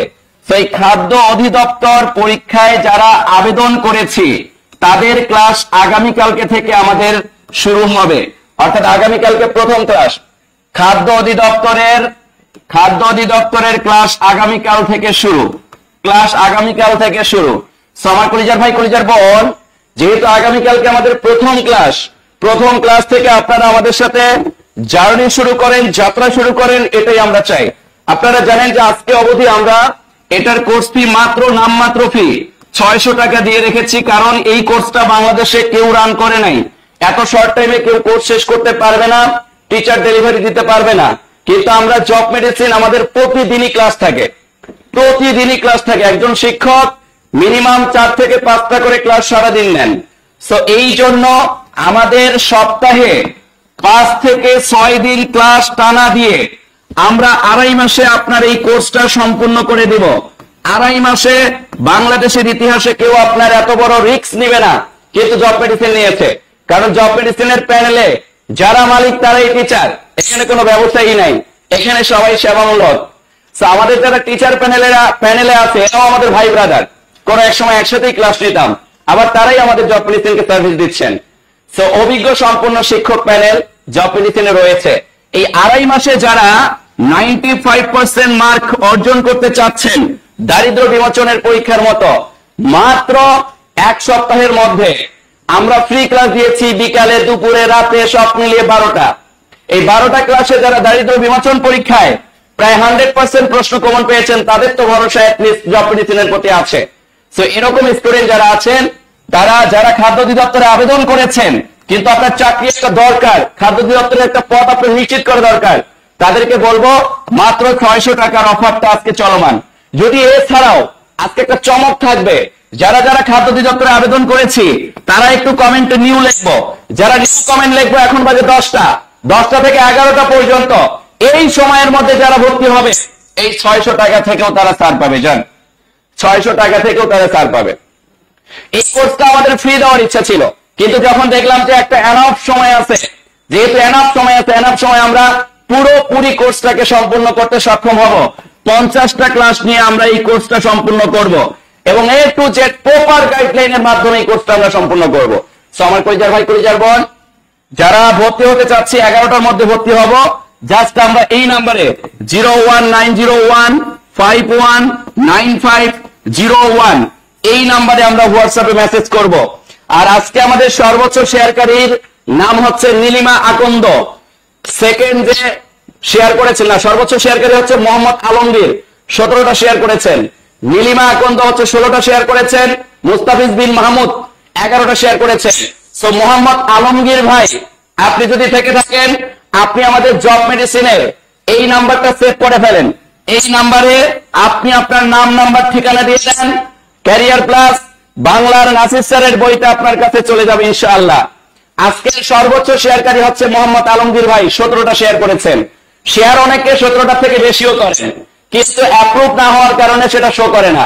কিন্তু আলমগীর ভাইয়ের 17টা শেয়ারই শো করেছে। এবং সেকেন্ড পজিশনে আছেন নীলিমা আকন্দ, সে 16টা শেয়ার করেছেন। আর একটা শেয়ার বেশি হইলে সে কিন্তু জিতে যেত। যাই হোক, যারা আমরা আবেদন করেছি খাদ্য অধিদপ্তরে, তারা শুধু নিউ কমেন্ট করব। যারা নিউ কমেন্ট করব প্রত্যেকেই আজকে রাত 11টার মধ্যে স্বপ্ন পূরণের জন্য সর্বোচ্চ ছাড়ে ভর্তি হওয়ার সুযোগ পাবো। আমার কলিজার ভাই, কলিজার বোন, বাবা মা চাতক পাখির মতো চেয়ে আছে একটা সরকারি জব পেয়ে যখন বাবাকে কল দিয়ে বলবেন, বাবা আমার তো চাকরিটা হয়ে গেছে, মা আমার তো চাকরিটা হয়ে গেছে, এর থেকে বড় অনুপ্রেরণা, এর থেকে বড় ভালো লাগা আর অন্য কোনো কিছু হতে পারে না। তো আমার কলিজার ভাই, কলিজার বোন, বাবা মাকে আর কত কষ্ট দিবেন, বাবা মার মুখে আর কত চুনকালি দিবেন, বাবা মাকে আর কত অপেক্ষার প্রহর গুণাবেন। সামাজিক সাম্যাবস্থায় আপনার অবস্থানকে তৈরি করুন, আপনার ডেডিকেশন তৈরি করুন, আপনার যোগ্যতার লেভেলকে মানুষকে বুঝাই দেন যে আমি একজন যোগ্য, আমি একজন শিক্ষিত, বেকার নই। বেকারের জায়গায় এমন একটা পথ উচ্চারণ করার সক্ষমতা তৈরি করেন, মানুষ যাতে আপনাকে রেসপেক্ট, সম্মান, শ্রদ্ধা, স্নেহের জায়গায় রাখতে বাধ্য হয়। তো আমার কলিজার ভাই, কলিজার বোন, এই ঈদের মধ্যে অনেকে চাকরি না পাওয়ার কারণে বাসা পর্যন্ত যাবে না। এর থেকে বড় লজ্জার আর কি হতে পারে? অথচ এই লজ্জাটাকে আমরা সম্মানে পরিণত করতে পারি একটা ছোট্ট জব পেয়ে, একটা সরকারি চাকরি পেয়ে। এই সরকারি চাকরি পাওয়া আমার কঠিন কোনো কিছু না, শুধু আমরা গুছালো প্রস্তুতি না নেওয়ার কারণে, আমরা ঢালাও টানা মুখস্থ করে অগুছালো ভাবে পড়াশোনা করার কারণে আমরা পিছিয়ে যাচ্ছি। এই যে যারা আজকে ক্লাসটা করলেন, সংবিধানের যতটুকু পড়ানো হয়েছে ততটুকু আপনার কলিজায় সেট হয়ে গেল, মুখস্থ হয়ে গেল। তো এইভাবেই আমাদের টিচাররা আপনার প্রতিটা ক্লাসের টপিক সুন্দরভাবে আপনাকে কি করে দিবেন, জায়গার উপর মুখস্থ করাই দিবেন। ম্যাথের ক্ষেত্রে, ম্যাথের কোন ক্লাসে দেখেছেন যে মামিনুল ভাই আপনাকে সূত্র মুখস্থ করায়? সেটা হোক জ্যামিতি, সেটা হোক বীজগণিত, জীবনও না। পাটিগণিত ইমন স্যারকে দেখেছেন যে কখনো আপনাকে সূত্র মুখস্থের উপর ডিপেন্ড করে আপনাকে ম্যাথ শেখায়? ব্যাট্রিক পড়ায়, ক্লাসের পরে ক্লাসে মুখস্থ করায় দেয়। তো ম্যাথ বলেন, ইংলিশ বলেন, জিকে বলেন, বাংলা বলেন, প্রতিটা ক্লাস হয় জব মেডিসিনের চমকপ্রদ। তো আমার কলিজার ভাই, কলিজার বোন, যারা আমরা রাত 11টার মধ্যে ভর্তি হতে চাচ্ছি, 600 টাকা থেকেও ছাড় পাবো। যারা ভর্তিকৃত স্টুডেন্ট আমাদের, তারা মাত্র 400 টাকায় ভর্তি হওয়ার সুযোগ পাবো। তো যারা ভর্তি হওয়ার জন্য আমরা মেসেজ করতে চাচ্ছি, এই নাম্বারে আমরা হোয়াটসঅ্যাপে মেসেজ করব। যদি 01 ব্যস্ত থাকে 02-তে কল করব, 03-তে কল করব, 04-এ কল করব। এগুলো সবই আমাদের হটলাইন নাম্বার। অথবা জব মেডিসিনের মেসেঞ্জার অপশনের মেসেজে গিয়ে নাম্বার শেয়ার করলে আমাদের প্রতিনিধিরা আপনাকে কল করবে ইনশাআল্লাহ। তো আমার কলিজার ভাই, কলিজার বোন, হাতে সময় আছে 10টা 9। সো আমাদের হাতে সময় আছে সব মিলিয়ে 50 মিনিট। এই 50 মিনিটের মধ্যে যারা ভর্তি হব, তারা দ্রুত গতিতে এই নাম্বারগুলোতে কল করব, অথবা এই নাম্বারে হোয়াটসঅ্যাপে নাম্বার শেয়ার করবো ইনশাআল্লাহ। কারণ আগামীকালকে প্রথম ক্লাস থেকে আমরা জার্নি শুরু করবো ইনশাআল্লাহ, এবং আমরা সফল হওয়ার তাগিদে ক্লাস করব। এছাড়াও যদি কারো ড্রিম থাকে, ভাইয়া আমার ড্রিম এই খাদ্য অধিদপ্তর নয়, আমার ড্রিম প্রাইমারির একদম নতুন ব্যাচ চালু আছে। আপনি চাইলে প্রাইমারির ফাউন্ডেশন ব্যাচে যুক্ত হইতে পারবেন। প্রাইমারির ফাউন্ডেশন ব্যাচে আজকে সর্বোচ্চ ছাড়ে ভর্তি হওয়ার সুযোগ পাবেন। আজকে আমি সেমিনার অফার দিয়েছি। অথবা আপনার যদি বয়স যদি ক্রস করে 32 ক্রস করে, নিবন্ধন ফাউন্ডেশন ব্যাচ আছে। অথবা আমাদের 10 থেকে 20তম গ্রেডের ডেডিকেটেড লিখিত ব্যাচ রয়েছে, অথবা ডেডিকেটেড 10 থেকে 20তম গ্রেডের প্রিলি লিখিত ব্যাচ রয়েছে। প্রতিটা কোর্সে সর্বোচ্চ ছাড়ে ভর্তি হওয়ার সুযোগ থাকবে। যান, শুধু কল করেন। আর যারা নিউ কমেন্ট করেছি, প্রত্যেকে আমরা এই সারে ভর্তি হওয়ার সুযোগ পাবো ইনশাআল্লাহ। প্রত্যেকেই আমরা এই সারে ভর্তি হওয়ার সুযোগ পাবো ইনশাআল্লাহ। কথা কি বুঝতে পেরেছি আমার কলিজার ভাই, কলিজার বোন? আজকের ক্লাস কেন ভাই, আগের ক্লাসগুলো কি সেরা হয় নাই? না, আজকেই প্রথম ক্লাস করলেন জব মেডিসিনের, প্রতিটা ক্লাসই সেরা। জব মেডিসিনের প্রতিটা শিক্ষক অনেক বেশি এক্সপিরিয়েন্স এবং অভিজ্ঞতা সম্পন্ন। কথা কি বুঝতে পেরেছি? আচ্ছা, একজন বলতেছেন মঞ্জিলা 55টার বেশি শেয়ার করেছি। আপু তুমি 55টার বেশি শেয়ার করলে তাহলে অ্যাপ্রুভ হয় নাই। অ্যাপ্রুভ হইলে অবশ্যই তোমার লিস্টে আসতো, অ্যাপ্রুভ হইলে ওই শেয়ারটা কাউন্ট হয়। ধরি আমরা কোন গ্রুপে শেয়ার করছি কিন্তু গ্রুপ অ্যাপ্রুভ করে নাই, তাহলে এই শেয়ারটা অ্যালগরিদমে দেখায় না। সো আমরা এখানে আসলে আমাদের কারচুপি কোনো কিছু নেই, আমরা তো একজনকে গিফট করবোই। আমরা চাইলে তো আপনারাই করতে পারতাম, কিন্তু সর্বোচ্চ শেয়ারকারীর কাতারে অ্যালগরিদমে নাম আসছে মোহাম্মদ আলমগীর, 17টা শেয়ার তার অ্যাপ্রুভ হয়েছে। আর নীলিমা আকন্দ হচ্ছে 16টা শেয়ার করেছেন। বুঝতে পেরেছি?